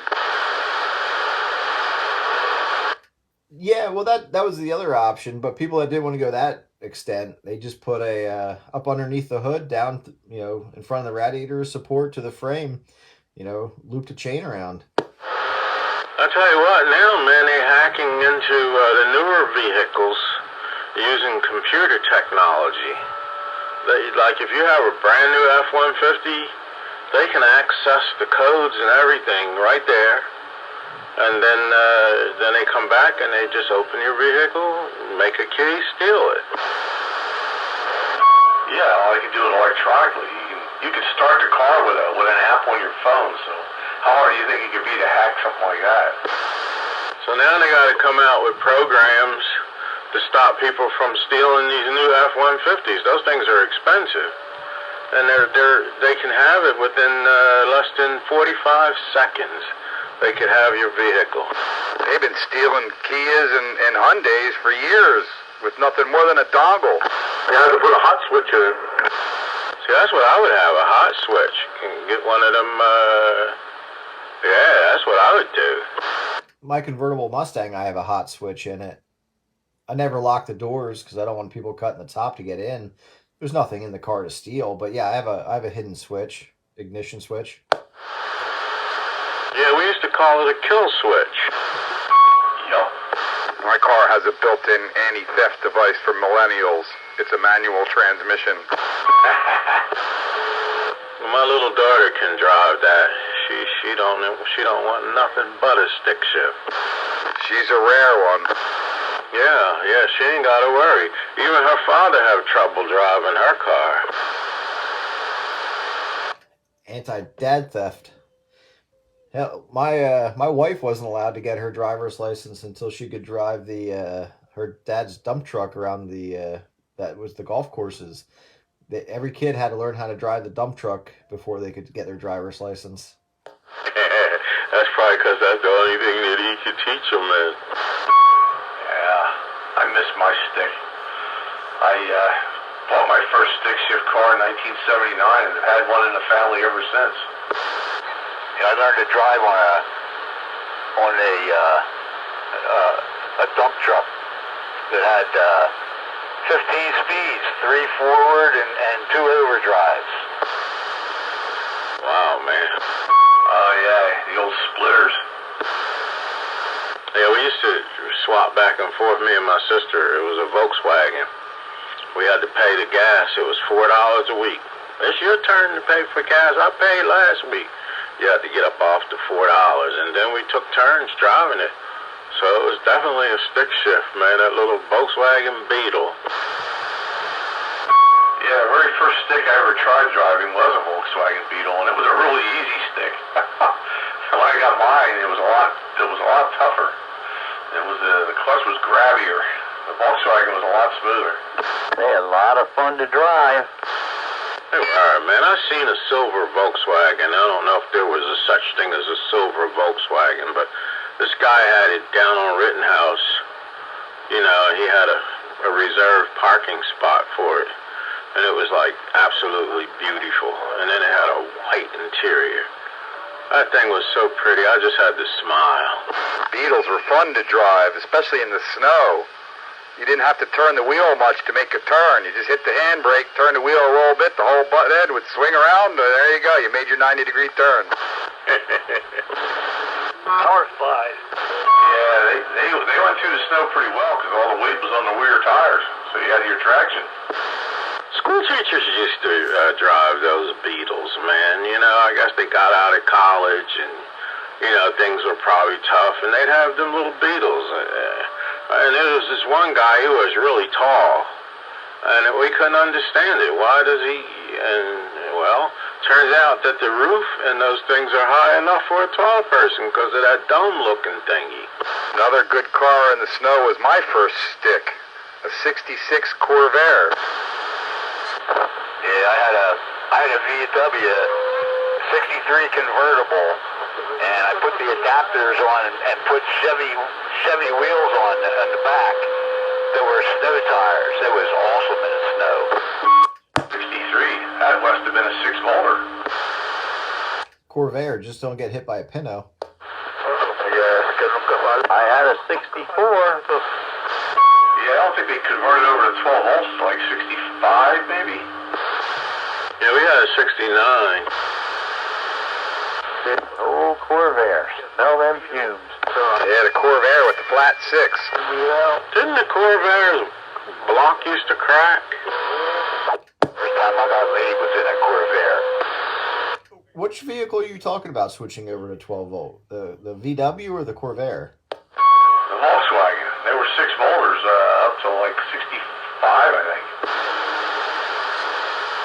I don't know. That seems late. Yeah, a friend of mine had one, 63, and it was 6 volts.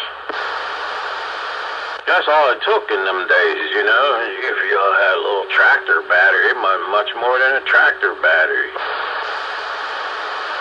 Yeah, and they were only like 12 or 1400 cc engine. Yeah, this was either 1200 or 1300, something like that. By 69, they got to about 1600. That's about as much as they went. Well, you could, if you were a follower of J.C. Whitney, you could get bolt-on cylinders and stuff, and you could make it into an 1800 cc.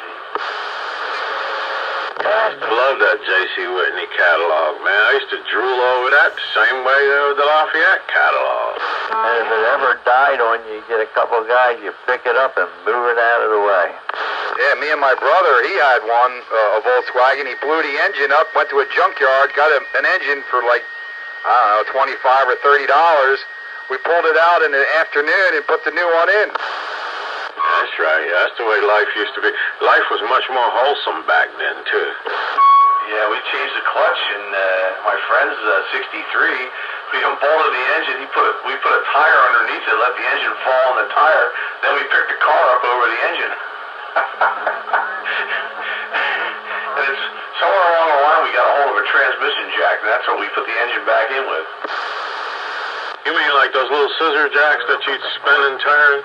Life was so much simpler. Yeah, it was kind of like a scissors jack. It was meant for automatic transmissions, but it worked pretty well for a VW engine. Yeah, that's nice. I remember them little scissor jacks. I used to have to turn it for my father while he'd be putting the transmission in. Either that or taking it out. The bottom line was I was the man that did the twisting and turning. And getting yelled at the whole time. No, he didn't yell much. We had a whole lot of fun underneath them vehicles, you know. I think he was getting out of the house, you know what I mean, by just living in the city. You can't go very far, but if you go into the car, then Mother Dear won't bother you too much. Did you ever see those memes about kids getting yelled at with the flashlight? I was that kid getting yelled at for holding the flashlight wrong. Oh, you had it hard. Well, no, what he was doing, he was supposed to hold it on the engine around the breather thing, and he was up there singling airplanes that was going by up in the air. Hold it so I can see, not you. I know that phrase. That's burned into my brain. That sounds very familiar. You should have said, Dad, get one of them kind you wrap around your forehead with the LEDs in it. I got one of those. I do too. He would have wrapped his belt around my forehead. Nice to have that light on their forehead there. And you don't have to hold the damn thing. Hands free, man. Work bought every one of us a new Milwaukee one, and that thing is stinking bright, and it ain't very much bigger than an ice cube. Yeah, I got one that I ride the bicycle with. If you look straight into it, it'll tear up your retina. Damn LEDs. Those LED headlights are horrible. They outlaw them damn things. It seems like they should be able to tone that down. Change the Kelvin or do something, man. Those things are miserable. Yeah, they're the wrong frequency, that's for sure. Or just piercing white, you know, if they maybe yellowed them a little bit, it wouldn't be so bad. Or if they design the lenses to focus it more on the road and not in the oncoming driver's faces. I think that they should get somebody on that because you're not the only person hurting from that. I hurt from that. Man, I'll be ducking and diving, man, turning my head. You know, they come up over the hill. Ooh, close your eyes. Yeah, and the projector bulbs ain't much better. The wife and I were just coming home from Reading on Saturday night, and she was driving. She was saying the same thing. She's like, "Is it me, or have these lights just gotten way too bright?" They're way too bright. It's ridiculous. It's like everybody's driving around with high beams. Then you flip your high beams at them, and then they flip theirs back, and it's like twice as bright. Like, holy Jesus. You just took the words right out of my mouth. I don't even flash people for high beams anymore because chances are that's their low beam, and I'm going to get really killed if they flash me back, so I just don't bother anymore. Yeah, I don't bother too much either because it's like you don't even know whether that was his high beam. He'll get you. They come up there on you, and they got all four lights on. You think, you know, hey, this guy got his high beams on. And then you flick them, and boom, he whacks it again. It's like, I don't know why they did the 4-beam thing for even low beam. That's crazy. If you flash them, they'll come back and shoot you. Trucks with all 4 beams on low beam. And them suckers, they get on my tail going down 422 in the morning in the dark, and they're right on my tail, and all 4 of them beams are right in my eyeballs. Yeah, trying to tell you to go faster. Can't go no faster than the guy in front of me. No, that you can't do. Let's face it, you only go as fast as 422 goes. It's as fast as you're going to go. Well, somebody really dropped the ball by allowing that. They should have dummied them down. You know, fix it so that you can see, yes, but dummy them down so that you don't blind the oncoming traffic. Yeah, look, this is another example of how this country's a little behind the times. Over in Europe, they've got smart adaptive lights that sense when other cars come, and they adjust the pattern of the lights so it doesn't blind the oncoming cars. But they won't approve that in this country because, you know, some political red tape or whatever. They haven't studied it long enough or whatever. But yeah, they won't allow it here. Yeah, that's awful because they are terrible, man. You got to admit. Even them ones that I wear on my forehead, you can't stare at nobody with those things. You know, they have to turn their head. And then all that aside, it doesn't matter. Americans are idiots for the most part anyway, because you always got some selfish jackwagon on the road cruising along behind you at nighttime with his high beams on. Oh yeah, got all your mirrors lit up. Any way you look, got you. Your side mirror, your other mirror, your rear view mirror, it got you, man. So, I got me some yellow sunglasses, man, for night driving. I haven't done it yet, but, I did buy 3 pairs. They can't figure out how turn signals work. What do you think they're going to do with high beam indicator? My wife's car's got automatic high beam dimmers. They go to high beams, and then as soon as it detects another car, either in front of you or coming towards you, it automatically dims the lights down again.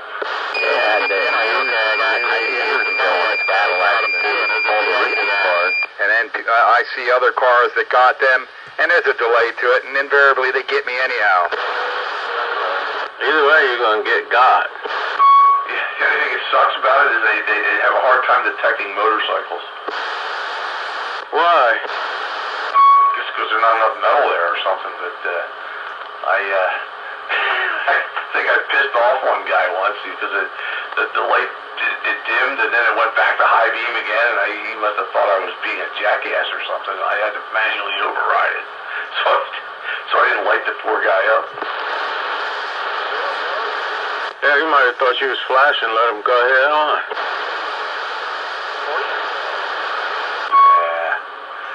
It's just like any other technology. It's never foolproof. Well, anyhow, they do need to dummy them down. Maybe they could change the Kelvin to the old incandescent look. All right, LED lights in my, they're actually LEDs, the lanterns outside. But they got them nice and warm glow, the Thomas Edison kind of glow.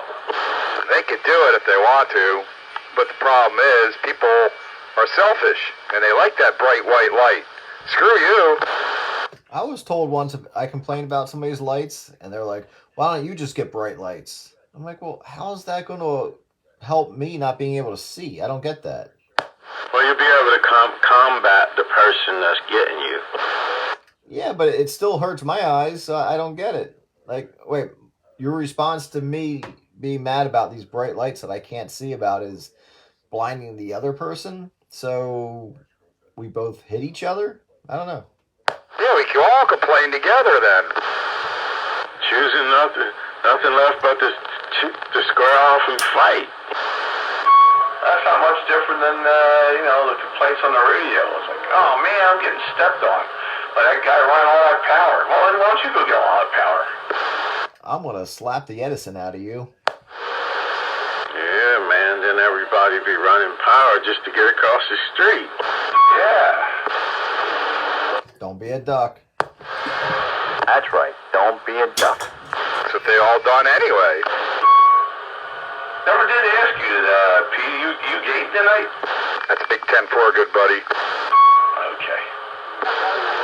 Or how about this? Same thing. You're complaining about these stations bleeding, 20 channels up and down. And you say something and people are like, quit crying, start buying. I'm like, but what's that going to do? If I get a better antenna, better receive, he's still going to bleed me worse. Yeah, so to fix that problem is what? Me bleeding you while you bleed me? How does that fix anything? So, you can be just as spectrally ignorant. Yeah, I bleed you, you bleed me, I bleed you back. Like, how does that fix anything then? But I'm running a clean station, I'm putting out just as much power, but I'm not bleeding you. But you're bleeding me, so I need to snip my limiter so I can bleed you back, and that fixes it? What? Yeah, just quit crying, start buying. That's the response. Now, I don't get it. But I'm sure most of the guys here that are on Facebook see the chest pumping, CB operators on Facebook. Yeah, all knobs to the right. Yeah, and they don't care about spectral purity. I have no technical clue about any of that. That all that power they think they're making, they're not making, and that's where the joke is really on them. All you're doing is annoying a whole lot of people, and you're not doing what you think you're doing. There's 39 other channels. Find one. Find one? There isn't 39 other channels, because you're bleeding 20 of them. Man on the left and man on the right. Not enough. You're bleeding 20 of those channels, so I don't have 39. I know, I'm sitting here laughing because it's just those arguments. People are. I just don't get it. I don't know. Maybe I'm a thinker, but I don't understand how these people respond. Tell a nut he's nuts, he's call you nuts. Try to tell a nut he's nuts, he'll tell you you're crazy. These nuts. Good. Golly, Miss Molly. Yeah, you're gonna find out, Joker. Like trying to educate CBers on actual radio theory, it's a non-starter. They just get mad at you. Well, if I know anything, I can get people mad at me, but I just like to poke the bear sometimes, because it's just like they bring up these things where they are these phrases that they've heard regurgitated a million times, and I'm like, have you thought about that? Have you really thought about how does that make sense? There's so many CB myths out there that just keep perpetuating, like RMS Watts. Hey, you gotta admit that CBers are a certain breed of people.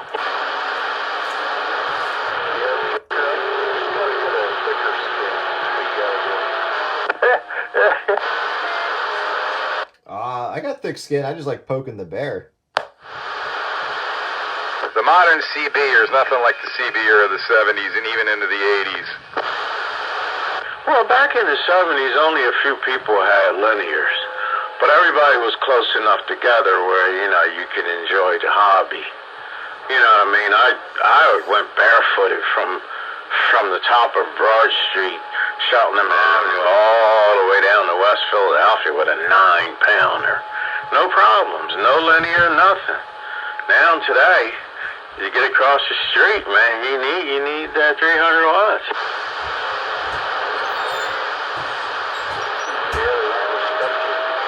Yeah, they discriminate you because you're not blasting. Yeah, blasting. And if you tell them that they overmodulate it, then they get offended at you, so I leave it be.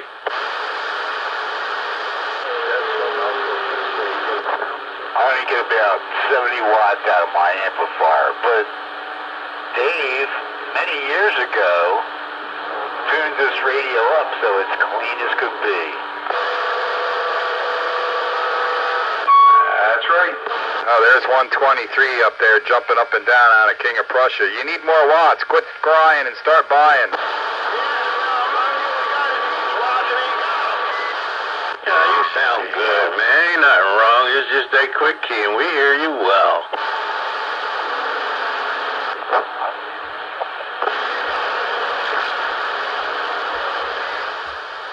We just sitting here crying and complaining and moaning.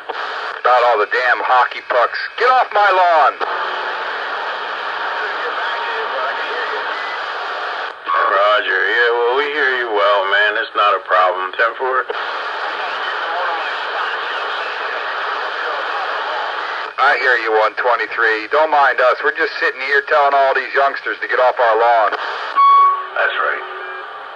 No lawns to be used. Hello there, 123. Good you hear you popped in there, you did. Yep. There's a guy right there. He's got all the watts right there. No, don't be telling them that now. It sounds like you got a new radio. What you doing over there? I'm just yapping in between all these guys there, They're making me laugh and chuckle a little bit. That's a good deal.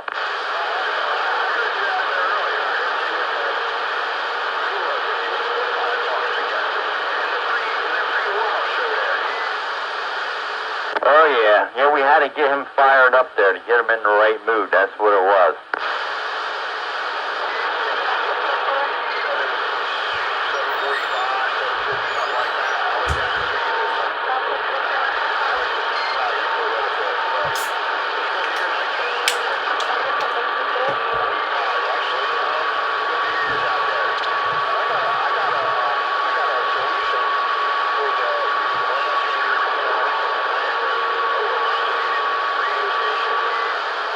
What's the solution?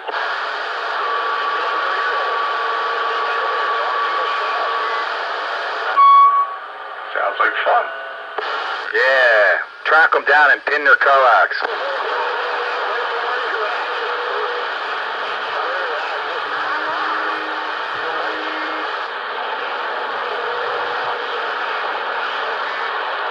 Oh, I walked down the room. Who are we pinning coax? Bagger, your Browning sounds choice, man. Thank you. This is what this is what roosters would sound like with the proper cap in it. Yeah, no, I mean the audio quality. The audio quality, not just the ping, but the audio quality is the best thing in my receive right now. Oh, well, it's a Browning, Not much needs to be said, I guess. Oh, no, I'm untrained approved. No, I didn't say he was untrained, but Bagger sounds choice. I'm on my Tram Titan 4A. I thought you was on your Metro Tech. Yeah, you used to think it was my Tram Titan 4. I didn't use the Browning because I didn't know if you were going to be on.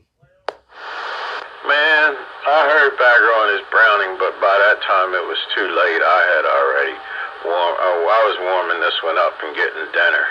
How'd you know I'm on the Metro-Tech anyway? Because I'll be sandbagging. I should have known that. Yeah, I'm like Wayne. Sometimes I just listen. Yes, that's right. You just listen. That's correct. So the Metro-Tech is still train approved in the audio department then?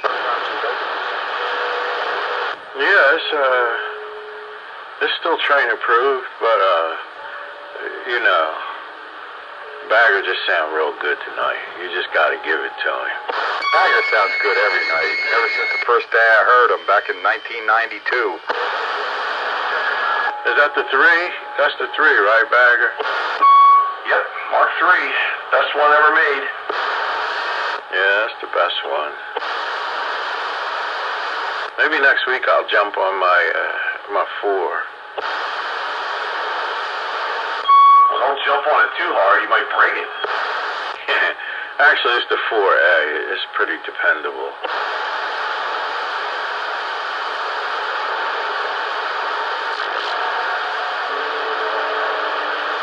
Who is that? King Tut? What's going on, man? Mine sound alright? Alright, that's good. It's nice to know. You ain't doing too bad yourself, man. When'd you get in there?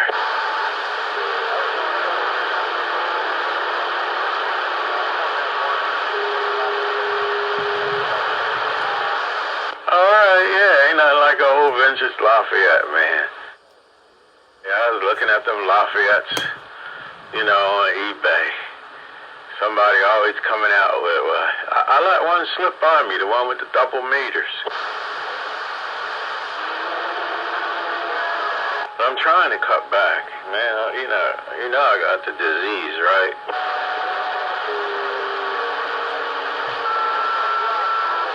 Now, when did you get this one with the telephone? Are you on the telephone handle now? Hey, Roger. Now, how about your receive? Does it come out of the speaker, or does it come out of the headset?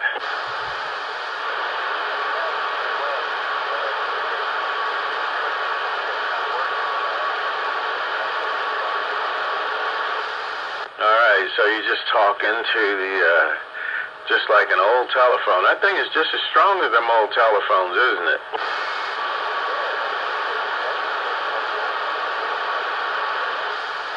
Do you have to put a dime in it, King Tut? Now, see, if you had to put a dime in it, you could save money. Every time you get on, you put a dime in that slot. At the end of the month, you see how much you got. That's just called making an investment.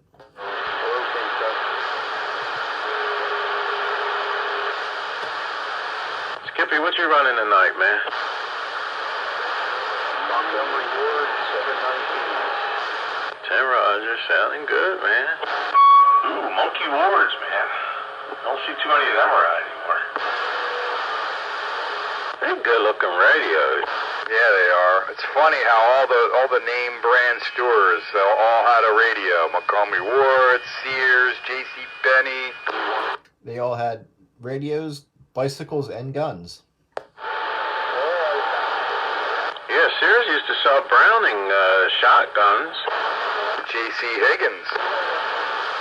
Yeah, and then they had their own stuff that was made by Remington. I have a J.C. Higgins, and that's who actually made it, the J.C. Higgins. But I got a J.C. Higgins 12-gauge bolt-action shotgun. Tim Roger. Those are the good old days.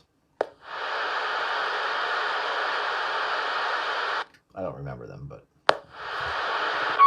It suck when you talk about the good old days that you never witnessed yourself. I bought my first skateboard at Sears. Man, I bought probably first a lot of things at Sears. I bought my first guitar at Sears. Sears Surplus over in Quakertown. Was it a silver tone by any chance? It was a no-name. It was, my brother and I both got one. I was very young at the time. Mine was a short scale Eddie Van Halen replica. It was a very poor replica of an Eddie Van Halen guitar, which, by the way, I still have that guitar. But yeah, there's no name on it. It's just a short scale little guitar. Is it any good, Joker? Honestly, I have to try to put it back together. It got torn apart. I never really actually even played it. So that was my first electric 6-string guitar. And then over at Zern's, outside, there was a guy that used to sell used guitar, band, all that type of stuff out on the outside. I bought a K electric bass, which I don't have that, unfortunately, anymore. But that was my first real electric bass. But, yeah, those were my first two instruments. But getting back to it, my first one I got at Sears. Tim Roger, yeah. Yeah, I had one of them Sears Surplus store guitars, and it was on the order of a Les Paul. I don't think that it was bad, but I gave it to a friend of mine. I didn't know what to do with it, no how. I think we all bought stuff at Sears, man. That's like the closest store to where I lived when my parents were living out there and everything, before the malls really took over. All of our televisions were Sears Silvertones. My very first record player / hi-fi / AM radio was a Sears. And, oh man. My father's first CB was a Sears, 23-channel mobile with no meter. That was his first CB put in the car in '73. And then of course we begged him for the base station. And I think the first base station was actually a Sears too. And then the Fannin came along. That was the third one. But yeah, up at the Kutztown Antique Fair, I bought a 1938 Sears Silvertone radio, AM shortwave. Restored it and gave it to my father for his 80th birthday. Yeah, that's nice, man. Hey, King Tut. I just scored a Lafayette Dynacom 23. New in box. Never opened. Still in the original shipping box. Nice. I didn't even open it up yet, man. I've been so busy. Yeah, but really the question is, would you pay for it? Less than 100.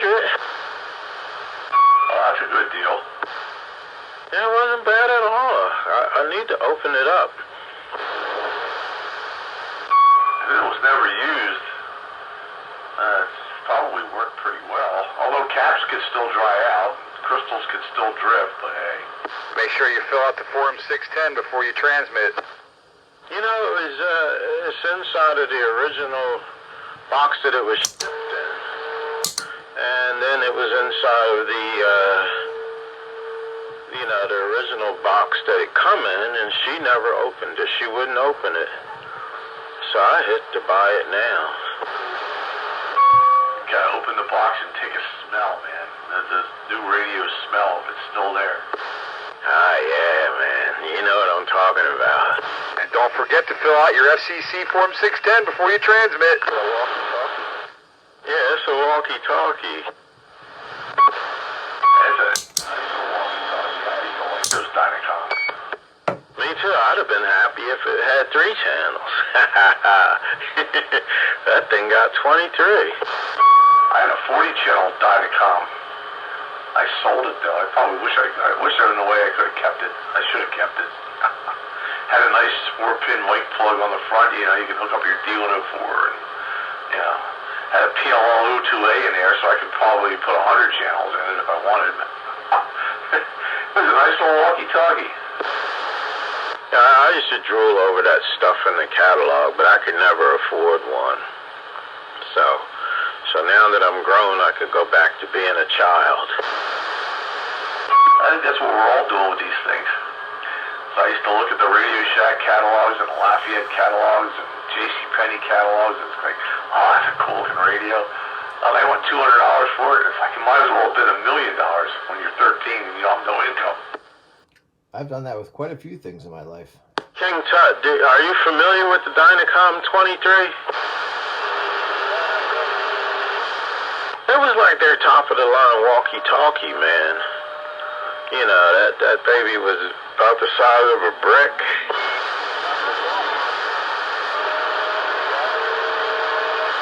I don't know. How many batteries, Bagger? Well, if it's like the Radio Shacks, you could either put 8 regular double A's in there for 12 volts, or you could put 10 NiCads, because they were 1.25 volts. So I would want the 10 NiCads. They're heavy. She gave me a little antenna adapter. That's still in its original packaging too. Hasn't been busted out. And I could plug it in and hook it up to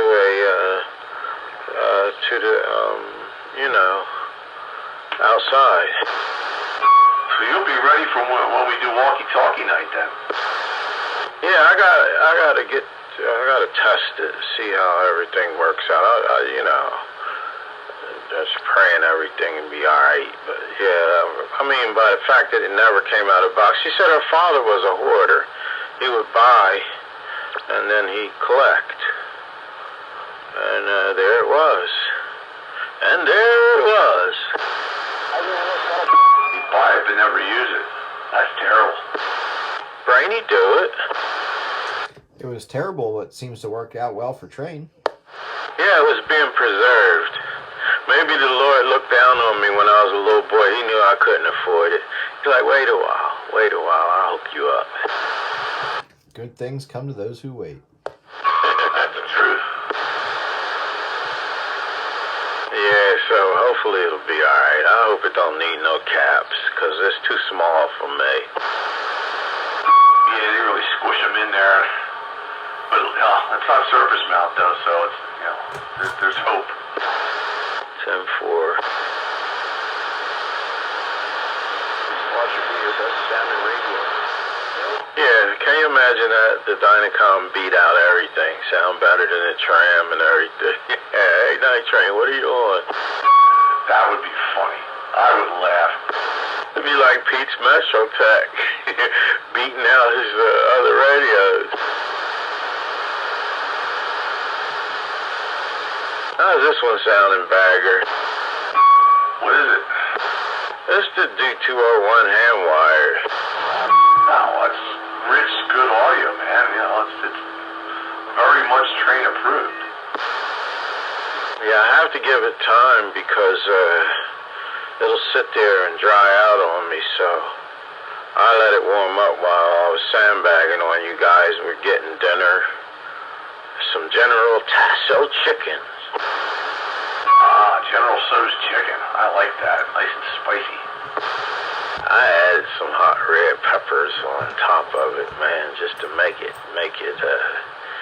give it some more kick. To Soho. Yeah, I take those red peppers that they get at the Chinese restaurant. I just rip them open and dump the seeds out, and right on top of it, boy, does that give it a kick. Yeah, I like a little kick. As long as it's not too much of a kick where you can't taste the food. But I have a little collection of peppers, man, and the stuff I put on there tonight is like, I was like, these are lethal. Whenever I get Chinese food. I always seek out the hot oil. They usually have it in a container somewhere with the beans in it. I drizzle a little bit of it in my soup and on my wonton and my pork lo mein. No matter what I get, I just put a lot in there. I like the kick. I remember when I was down in Tennessee, we were visiting friends, family, and we were all there. My son, he was with me, and my wife, and we were all sitting around, and somebody was treating, and so we went to a Thai restaurant, and I asked for, the hot, and they gave me like mild, and I said, to the lady, hot, give me some hot, she, oh, you want hot, yeah, get you hot. She gave me that hot, boy, I'm telling you, man, you almost needed to call 911. Yeah, you'll be the flamethrower the next day. Man, I jumped up from that table. I had to go in the bathroom. I was drinking water. I was trying this. My son came in. Daddy, you all right? I'm telling you, they lit me up. Well, you said you wanted hot. And they said, okay. Silly American. They probably said, watch this, watch this. You want hot? We give him hot. That Asian heat is way worse than the Mexican heat. Oh yeah, it's terrible. It's terrible because they know how to handle it. Oh, so you want hot? I give you hot. Get that hot kimchi and the bean paste. Oh, Christ. Can you imagine if they tied you down and you weren't allowed to get up? You can't move your hands or nothing. Just give them hot. That's probably what they should do when they want to interrogate somebody. Just tie your hands and your feet down and give you hot peppers. I'll talk. I tell you, I've been eating a lot of kimchi lately. I'm a big fan of kimchi. 10-4. Rotted cabbage. Well, get that pepper extract, turn it into a liquid, and they get a hypodermic needle and stick it right in your veins. Whoa, that ought to do something to you. We're all going to be kung fu fighting. I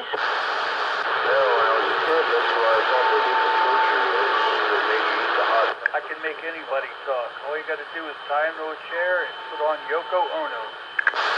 10-4. Oh my God, Yoko Ono. I'd be stuffing hot pokers in my ears.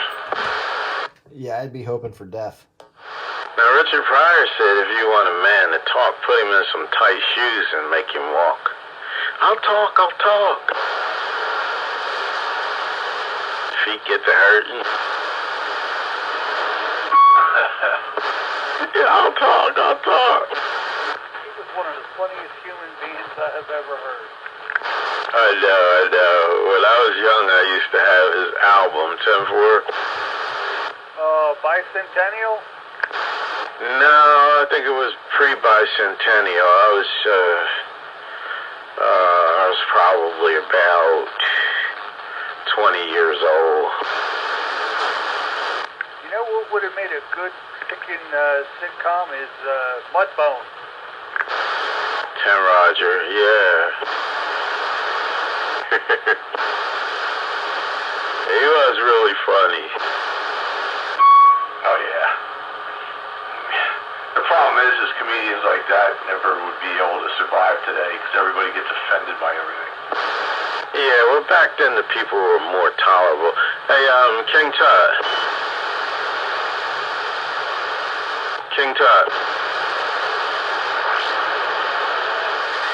I was told that when Richard Pryor was premiering, that there was a little boy named Eddie Murphy writing some of his stuff. I don't know about that. I'm trying to work out the timeline in my head, and I don't think it's going to fly. No. Yeah, they said there was a little boy named Eddie Murphy writing some of Richard's stuff. So apparently, if it was true, the boy was a genius. Yeah, because he'd have had to have been young. I know when Pryor first, when he debuted, he was like, what, 21, 22? Well, I don't know how old he was when he did the stuff that I listened to. Yeah, I don't know, because I was in my 20s then, probably early 20s. Oh man, late teens, early 20s. I mean, my goodness, it was. So he probably was 10 years older than me. Let's see, so that would mean he was probably 30. So that means Eddie was probably my age.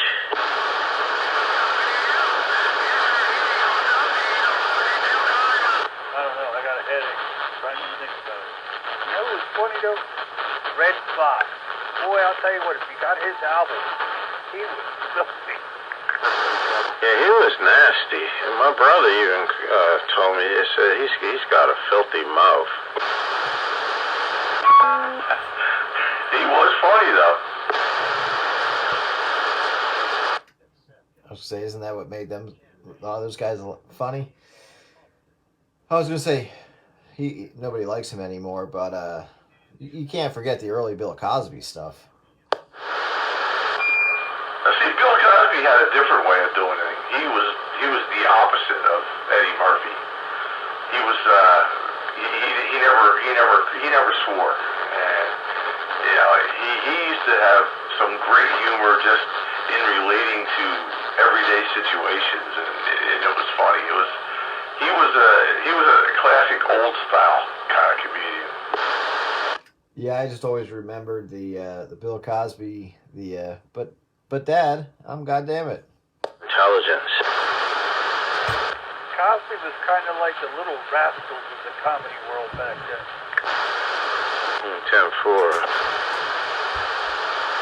I always loved that routine that Cosby used to do the himself. That was just hilarious. I remember watching Sanford and Son one time, and what the hell, Fred White's sister, I forget her name, but he says, "You so ugly, I ought to take your face, smash it into some dough, and make gorilla cookies."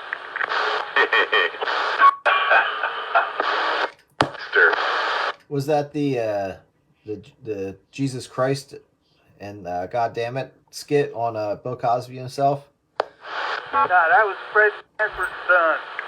Aunt Esther. Yeah, that's the one. Heathen. Yeah, the Jesus Christ thing with Cosby's funny. When I was a kid, I thought my name was Jesus Christ. My father was Jesus Christ kid. And my brother, he was damn it. Oh, that was a good one. Yeah, that was me, my brother, and my dad growing up. That was the always the funny skit between us. Dad, I'm Jesus Christ. Damn it, get in here. And we're all laughing at it 40 years later. Yeah, but it was relatable. That's the key right there. We all can relate to something like that. Yep, it was good. That's what made it funny. So, Joker, it was just you and your brother?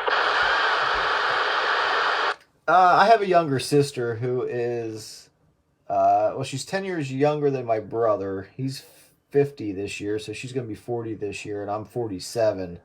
So we had a younger sister, but she was always, she was too young to really be with us when we were doing stuff.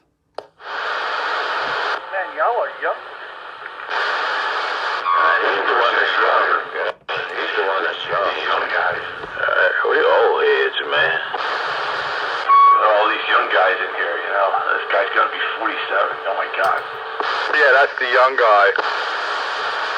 All right. I hit 65 next year.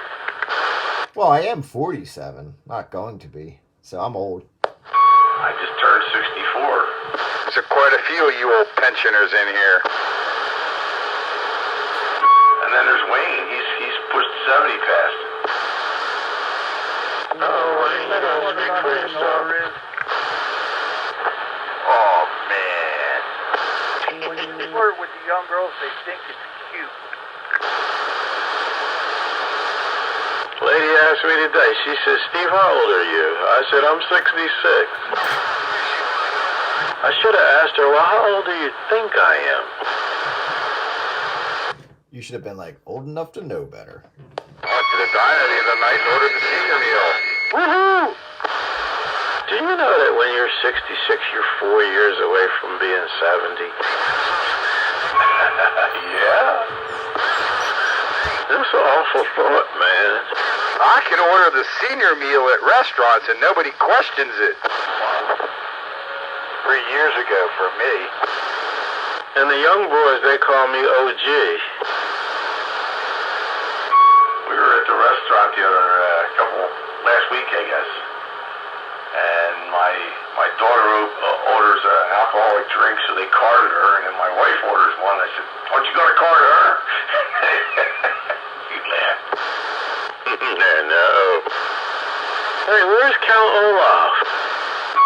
Cleveland. Oh, wow. Can't stay still. No, he's a hockey puck. He's always on the move. There you go.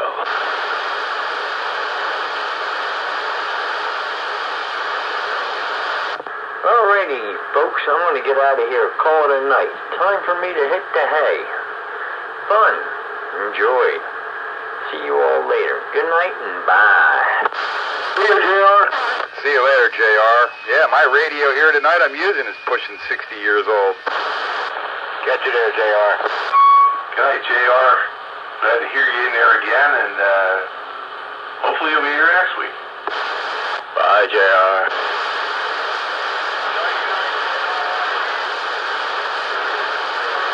Hey, now, how old is the Diamond, the 201, the hand wire series? How old would that be? I believe they came out in either 73 or 74. All right, so if it's 74 to 2024, oh man, this thing is old too. Yeah, it's 50 years old. Mine's older. Wow, a 50-year-old radio. My 60-year-old metric tech pager still talking like the day it was pulled out of the box for the first time. It was probably mid-70s. Oh! Early to mid-70s. I don't know if there's a date to it on this thing. I think Wayne and my Barker and Williamson are about the same age. Uh-oh, Wayne, I wouldn't take that, Wayne. You gotta rise up and fight for yourself. Wayne, did you hear that? Yeah, I heard it, but I'm ignoring it because I'm getting a slice of cheesecake. Yeah, he can't get you while you're getting cheesecake, man. Yeah, man, don't let him bother you while you're having cheesecake. Wayne, what'd you say your address was? I ain't never met a piece of cheesecake I didn't like. I love cheesecake, man. I do love some cheesecake, but boy, I tell you, you eat it too much, you start to gain the weight real quickly. Yeah, I can't eat a whole lot of it. Just give me a thin, long slice of it, and I'm good for a while. But, man, I never met one I didn't like. I think a man ought to treat himself to some cheesecake every now and then. I got a Boston cream pie in the fridge. I had 2 Boston cream Wawa donuts in the fridge, and the wife left the refrigerator cracked open, and the husky ate them both. And I like them eclairs, too. So the Boston cream, to me, they taste alike. Oh, they are just different formats. I was saving me 2 Boston cream Wawa donuts in the refrigerator for the weekend breakfast. My wife left the refrigerator cracked open. Oh no. And the husky ate them. That damn dog. I found Boston cream wrappers in the hallway. Blame everything on the dog. Just throw the wrappers on the floor. He'll believe it. And then Mini Man got in on that action. He's like, "Oh, dude, what'd you get? Oh, let me have some of that." And that dog, he'll never get into trouble, but he'll pass up Boston cream donuts. Hey, I'll tell you what, is Krispy's Kreme still in existence? Yeah, they're still around. Because them's supposed to be some of the best donuts in the world. Certainly better than Dunkin' Donuts. Yeah, everything's better than... Gotta go north and get them Tim Hortons. You want a really good donut, you gotta go to Redner's Market and check out their donuts. Wawa Boston cream are pretty damn good, but I didn't get to taste them this week. My dog got them. I'm telling you, go to Redner's and check out their donuts. And if you get the Boston cream there, you'll find out what I'm talking about. Yeah, I don't think you'll ever get one as good as the ones that them dogs ate. The ones the dogs ate was like the best. I couldn't believe the sucker cracked the refrigerator door open the rest of the way, got his face in there, left all the other food in the refrigerator alone. Left it alone. There was sliced ham, and there was chicken in there, and who knows what else. He took the donuts. These are real donuts right here. Get them donuts. Did you see him put them in there? You see him put them donuts in? Yeah, I saw it. Yeah, well, wait till he turns back. I don't know, Pete. You know, that seems awful suspicious. You gotta wonder if the wife might have orchestrated that and took the donuts and left a couple of crumbs for the dog to eat, and you know, and the wrapper on the floor, and cast a suspicion, and you know. That's a plausible scenario. The only flaw in your synopsis is the chocolate icing smeared on the hardwood floor. Now, she wouldn't have done that for love, money, or spite. Not even to divert suspicion to the dogs. There's no way she'd be smearing chocolate ice cream on the floor, or icing. There's no way she would have done that. The rest of it is believable. So she could have consumed my donuts and cast suspicion on the dog. All up until the point to where there was icing on the floor. She wouldn't have done that, no way, because she knows who's going to clean that up. It wouldn't have been me. I think Bagger should investigate this. I don't want to get. I don't want to get to bust this one open, or she won't call me when Pete dies and tells me to come get all the radios. I mean, yeah. Alright, you don't want to blow the radio thing. He's saying that and that. Yeah. She don't know who else to call, but she knows to call Dave. Did you catch that? She don't know who else to call. She knows to call Dave, so he doesn't want to burn that bridge. Yep. No, I don't. But he got you dying first, and he's still alive. Yeah, I know. It's wrong, ain't it? But it's entirely possible. Bagger got Pete dead. I mean, the man is in the grave, and the radios is on their way. He gonna buy him some of the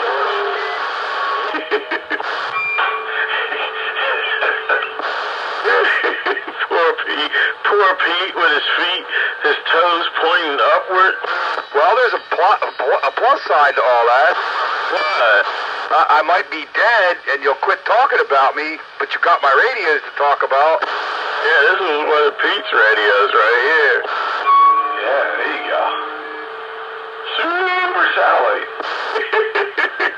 He wants to live for the day that he can sit over there and scream, "Super satellite." The legend lives on. Okay, so I'm just throwing this out there since I'm the young whippersnapper here. Where's the chain of radios go? Like, am I on the list somewhere? You'd have to get a hold of my lawyer, Dewey, Cheatham, and Hal. It don't sound good. I don't think that's gonna happen.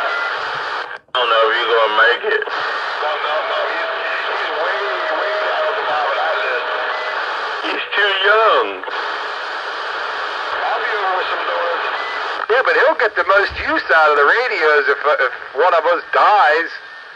You know, he'll get the radios for another 20, 30 years, where if I die, Dave might get it for another 5 before he dies. Yeah, I might go before you. He gets a chance to blow him up. See? I will make use out of them for a longer period of time. Done and done. Makes sense. Yeah, but I'll be dead, so you quit talking about me. But you can talk about my radios. I seen a satellite on eBay for sale, man. That things go for big money. I know they do. I wouldn't even touch it. I figured, well, let Pete have that. Super Pete. Super duper. Super satellite. And the wire antenna. Yeah, that's all you need is a wire antenna. I got. Satellite and a wire antenna. It's a match made in heaven. I built me another one of them wire antennas. I'm gonna be sticking that thing up soon, I hope, before the leaves get full, man. I'm running out of window. 44 Dave, that's what he had, was a piece of copper wire, man. Yeah, but my copper wire is 300 feet long. I just wonder, how did he just suspend the radios, the ground plane? How did he do that? You drive by his house, it's still hanging in the air. He's got one rope hanging it from the center, and on the radials he's got a rope at 45 degrees pulled out and tied off with other tree trunks. There must be other trees around where he was able to connect them. Yeah, he's in the woods, and his antenna is still up. How big's the radiator? The one we're talking about, it's just a quarter wave. Okay, quarter wave radial. Roger, and he's got it hanging in a tree. Yeah, that works. And the thing of it is, 123, he used to cover the area, man. Just about anywhere you went in your mobile, he'll pick you up if you break the channel. Yeah, that antenna is his work. Quarter wave Dave. He's on a pretty good ground where he's at there. Is that direct then? Yeah, coax to a quarter wave ground plane. Yep, easy match. Yeah, you droop the radials at 45 degrees and it's a 50 ohm feed point. Yeah, it's a homemade copper wire quarter wave ground plane. Yeah, that's cool. It's like a starduster up there. That's correct. Except it's copper wire, not aluminum. It's not solid. It needs to hang from the tree. Yeah, it's for copper wire ground plane. That's cool. You know, I got one of them Stardusters, man. It's still in the package, the original package. All I want to know is whenever you go to sell that PDL-2. About a 4 years, gave it to you. Pete, you'll have to wait until I die. Well, if you die, I get your PDL-2, all right? If I die, you can have my Shakespeare 740. How's that? No, that's not no good deal. Well, if you die first, you're not going to be using it. I'm planning to live on. I'm just saying, if. Boy, this is kind of morbid, man. We're all talking about each other dying. Wow. Yeah, but we won't talk about each other. We'll just talk about the gear that we got off of them. Just keep my number in the loop, so, cheers. Man, Bagger, the only one still alive, him and Joker. That's too funny. We're all dying off and trying to grab each other's gear. Oh, man. It is pretty morbid when you think about it. Holy heck. Yeah, well, you know, a lot of things can happen in the next 5 years. You never know, we might still be. I mean, you know, last year at this time we were happily talking to the original operator, and, well, not anymore. Is this classic radio roundup, probate edition? You just have to make friends with my wife on Faceplant there, Joker, so when I die, she knows who to send the emails to come get my shit. I'm the young guy, so I'm going to enjoy it longer, so if anybody wants to give it my way. Actually, is 123 younger than me? No, I'm 59 this year. Oh, okay, so I guess I am the youngest tonight. Yep. The only one younger than you now is the meatball bandit. Well, at least out here in this district. I don't know, how old is does Wonder Boy? He's not that old. He might be in competition with Joker. Yeah, him and Green Dog both are kind of young. That's right. But I think Green Dog's older. I'm just kind of counting the shelving I have to put up in my room here for the radios. That's all. Let me know. Joker be like, Pete died. Joker be like, yes. Oops. Wait. Ho. Yeah, Green Dog. He's in his early to mid 30s. He's in his 30s somewhere. So then he's next below me then. So we're talking, the chronological order. Excuse me. I have to say, Green Dog and Wonder Boy are probably on the lower scale. Yeah, they're younger than you, Joker. And Spam Can, he's new on the scene here. I think he's younger than me. Yeah, but he hasn't made a name for himself. We can't just go give him our radios when we die. Yeah, he's got to be a whole lot more regular on here. And I do enjoy tubes. Just letting you guys know that. Pete died, Joker. Yes. Oops. Wait, no. I'm sorry to hear that. Wait, what's his number? I'll leave him the metric tech. The backup beeper of the truck's going down his driveway. He can have the metric tech. They're all going to give us Sandbagger anyway. He's going cha-ching. Hey, you guys looking for some entertainment this Saturday? Come again, King Tut? What did you say? Oh, this is Mr. Fix-It. Oh, all right, that's Mr. Fix-It. Go ahead, Mr. Fix-It. I asked if you guys were looking for some entertainment this weekend. Doc's Irish Pub has a rodeo, and they got a mechanical bull they're putting outside on the patio. Oh, good grief. Oh, that's awesome to watch people break their legs and arms. That's one way of guaranteeing we die early. Hang on a second, Break. There's other... Oh, I'd never get on that damn thing, but I'll watch somebody else bust their ass. No, I don't even want to watch them. Somebody out there breaking. Go ahead there, Break.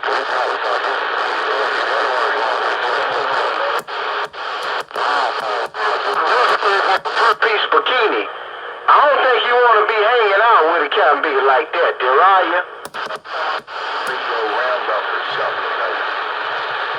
That's what I heard on Facebook. So I knocked the dust off this old Cobra 2000 there, Blake. Hey, you're sounding good, Johnny. Sounding real good, man. Real smooth, man. What you got? Some extra equalizers or something in there along with that microphone? Just took the plug out of the Ranger and put it in the Cobra 2000 there, Techno. Roger that. It sounds good. Let me step aside so the guys can say hello. Gentlemen, that's Fast Johnny, man. We go way back. Hey, Fast Johnny, that's 50 in Morgantown, PA.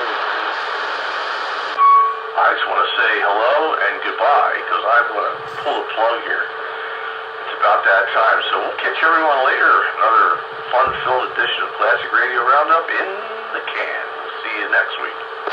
Yeah, I'm doing the same thing. Hello, Fast Johnny, Spitfire, somewhere around Sanatoga. Hello, goodbye. It's the end of the night for me on Classic Radio Roundup. See y'all on Sunday. If not, I'll see you next Wednesday.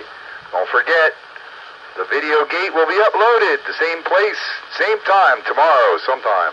Countywide Radio. David D, catch it. Hey, Bagger, see you, Pete. See you guys. I don't know if I heard Fast Johnny in there, but apparently I got channel 6 bleeding me pretty bad. So I hope I'm not stepping on him, but I just wanted to say hello. Mr. Six is backing out too. Good night, guys. Johnny, most everybody was signing off. You came in kind of late there, 10-4. Yeah, that's what I kind of figured that. I have a real hard time hearing those other guys. I don't know what it is. It must just be in a prime location up there. Yeah, that's all it is. Nothing special, just the hill that I live on, 10-4. Yeah, Roger. Yeah, we've always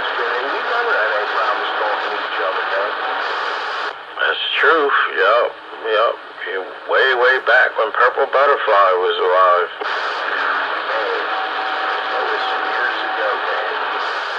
How about that Fast Johnny? You got Joker here? Put in for my retirement, 10-4. I'm old too. I'm getting old too, man. Hold on for a minute, Johnny. Go ahead, Bray.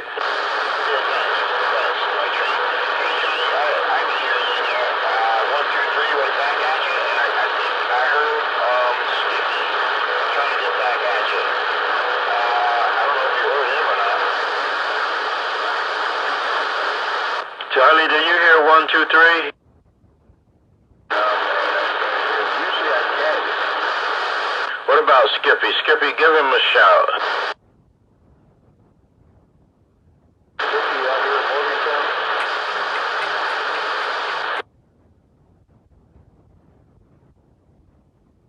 I'm always level too, man. I'm hoping when I get that, maybe that noise level will go down. How about Joker here? Copy? I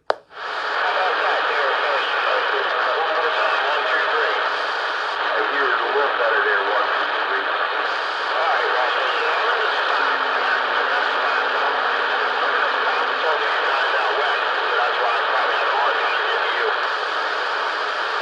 Yeah, you're just barely above the noise level. It's rough tonight. Man, I was on Channel 17. Couldn't even talk to the locals because California was beating the balls off everybody.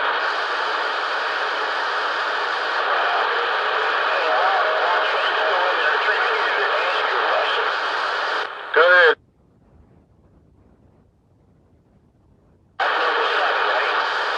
That is correct.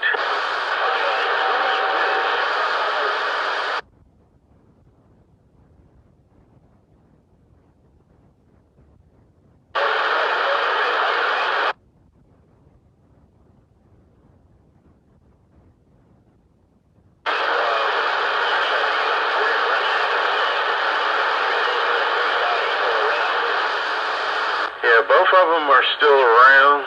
Both of them have gotten older. 7 is in a nursing home out in Colorado. And the other one, I plead a Fifth Amendment in case of sandbagging or all of the above. But anything he said, no doubt, was true. 10-4.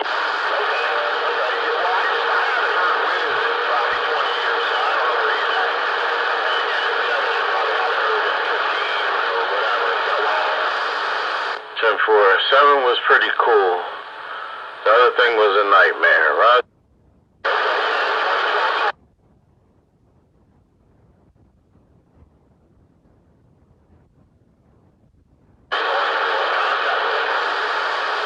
Yeah, 7 used to roll around luggage from the airport to the people whose luggage got left behind or misconstrued or whatever. And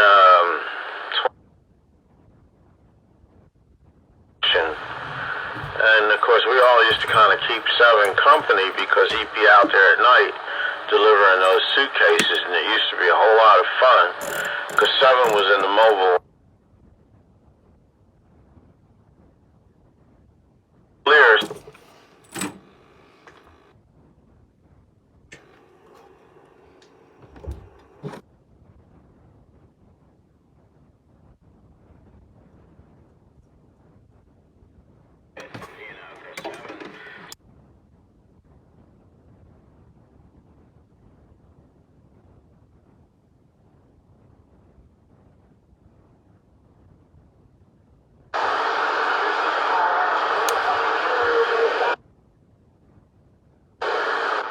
Be getting around pretty.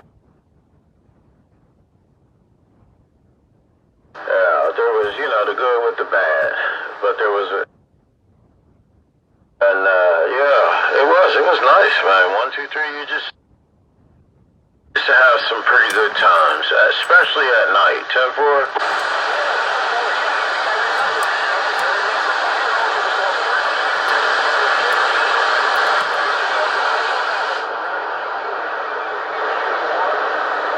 No, not that far back. 2009, something like that. 2010.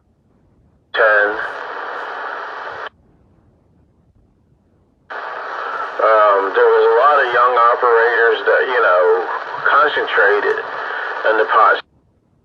Oh, it was nice. It was pretty nice. A lot of them guys have passed on. Even some of the younger ones are gone. Hey, I'm ducking out too. I can't hear that. Catch you, night train.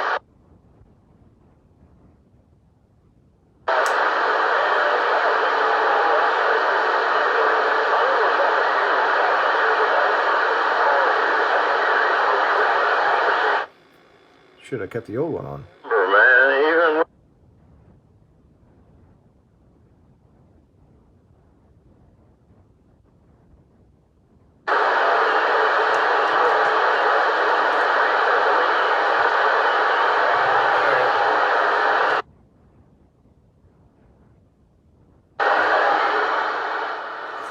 Roger, I was night train in 1978, but I was also in Philadelphia, right up.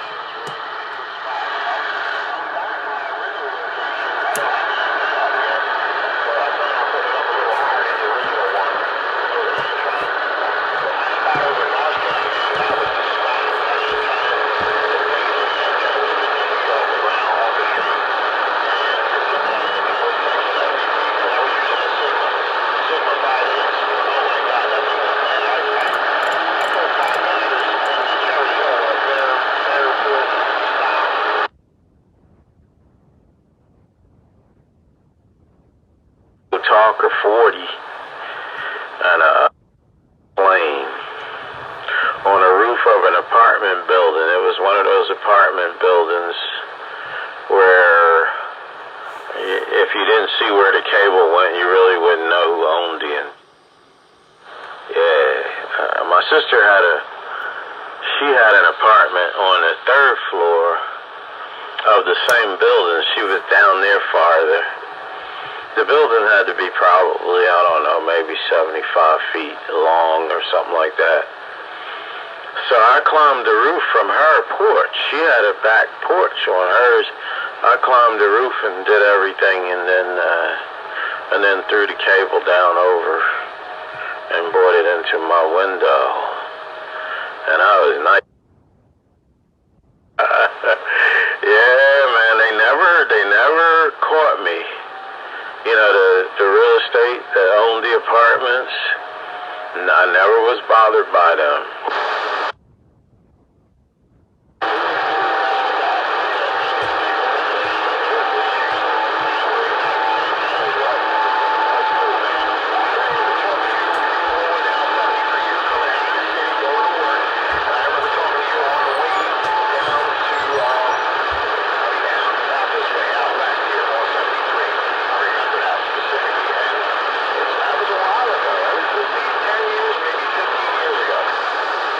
Yeah, that was a night train Mobile. Yeah, when I still have that unit. It was a 1-pill final. In fact, I was told that Wiz used to own that radio, 10-4. It was a Connex, 4300 HP.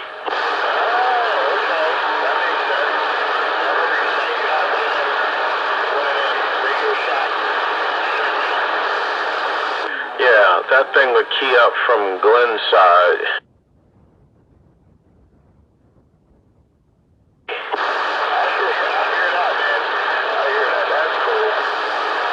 Yeah, that was quite a mobile. But then when I got the new truck, it's got a sunroof in It's not as much of a ground plane as the older one. And on top of that, it's got a console where the radio used to go. There's no place to put it.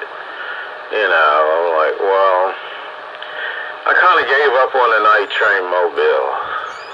It was a lot of fun. There was a lot of people to talk to on the way home. You kind of, had it going on. You get in and 44 Day was out there monitoring the channels mostly at all times.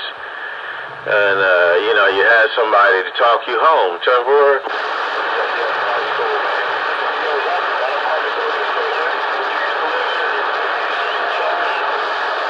It was just before Cheltenham. It was on the Philadelphia side. Yes, it's still there.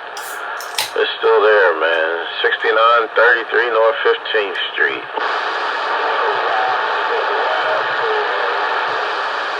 Yeah, that thing must have been 210 feet or something like that in the air. For Philadelphia, that was good. And I would get into Ambler, Willow Grove, Jenkintown, and all around about. And at night, down into Philadelphia, there were the guys in West Philly, we used to get on at night.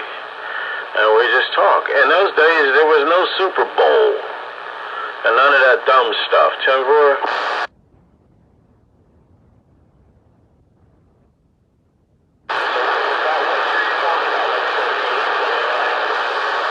Yeah, 78, possibly 77. 79, I cleared out of there and didn't come back until like 2009, I believe it was. By then, I raised a family and, the cat's in the cradle.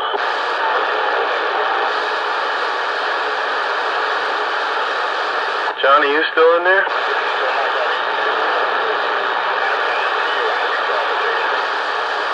I'm 10-4.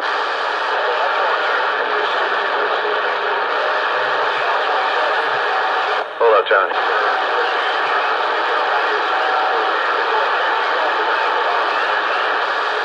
He must have a decent elevation. Hold on for a minute. 1, 2, 3. What'd you say, Johnny? You hear both of us? All right, yeah, he changed.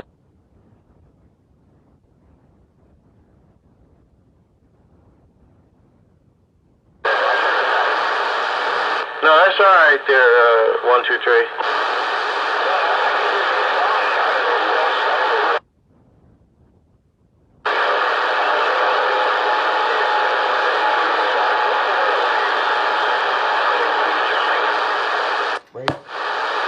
Go ahead, Breaker. Hold on. I was just trying to get in there to see if Fast Johnny could hear me up here in Valley.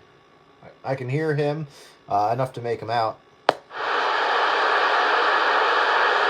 Johnny, Joker's trying for you.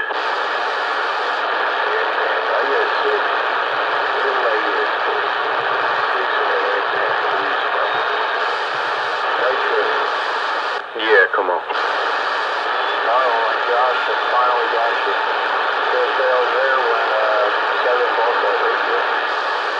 Did it really come from the source that he said it came from?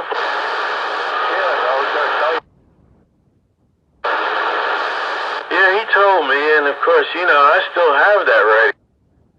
In fact, I still got it. 10-4.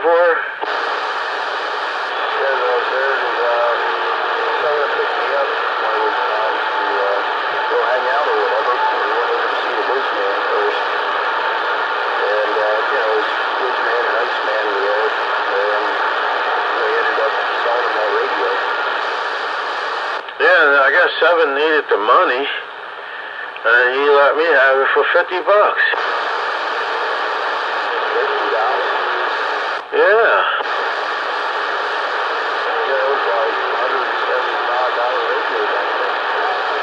Yeah, 7 must have been desperate, but I still remember him for that.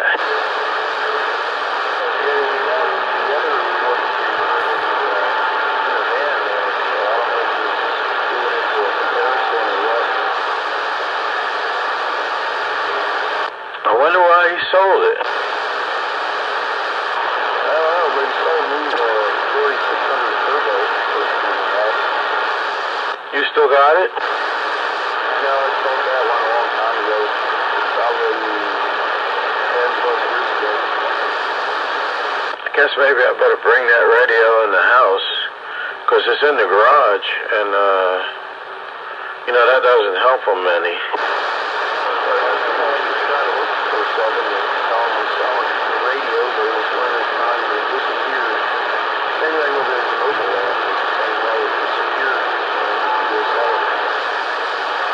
Hey, Roger, by the way, you sound really good tonight, Skippy. Thank you. With my mobile amp, I mean, that was the amp that used to hear them all over the place on. Yeah, that's interesting. Around that time when he was using that, I had a little afterburner made by High Gain and a Robin Yellowbird. And that thing was far-reaching, and wherever Seven went, pretty much I could get him. But it don't seem like the atmosphere is like that anymore. And it don't seem like the little afterburner could get that distance anymore either.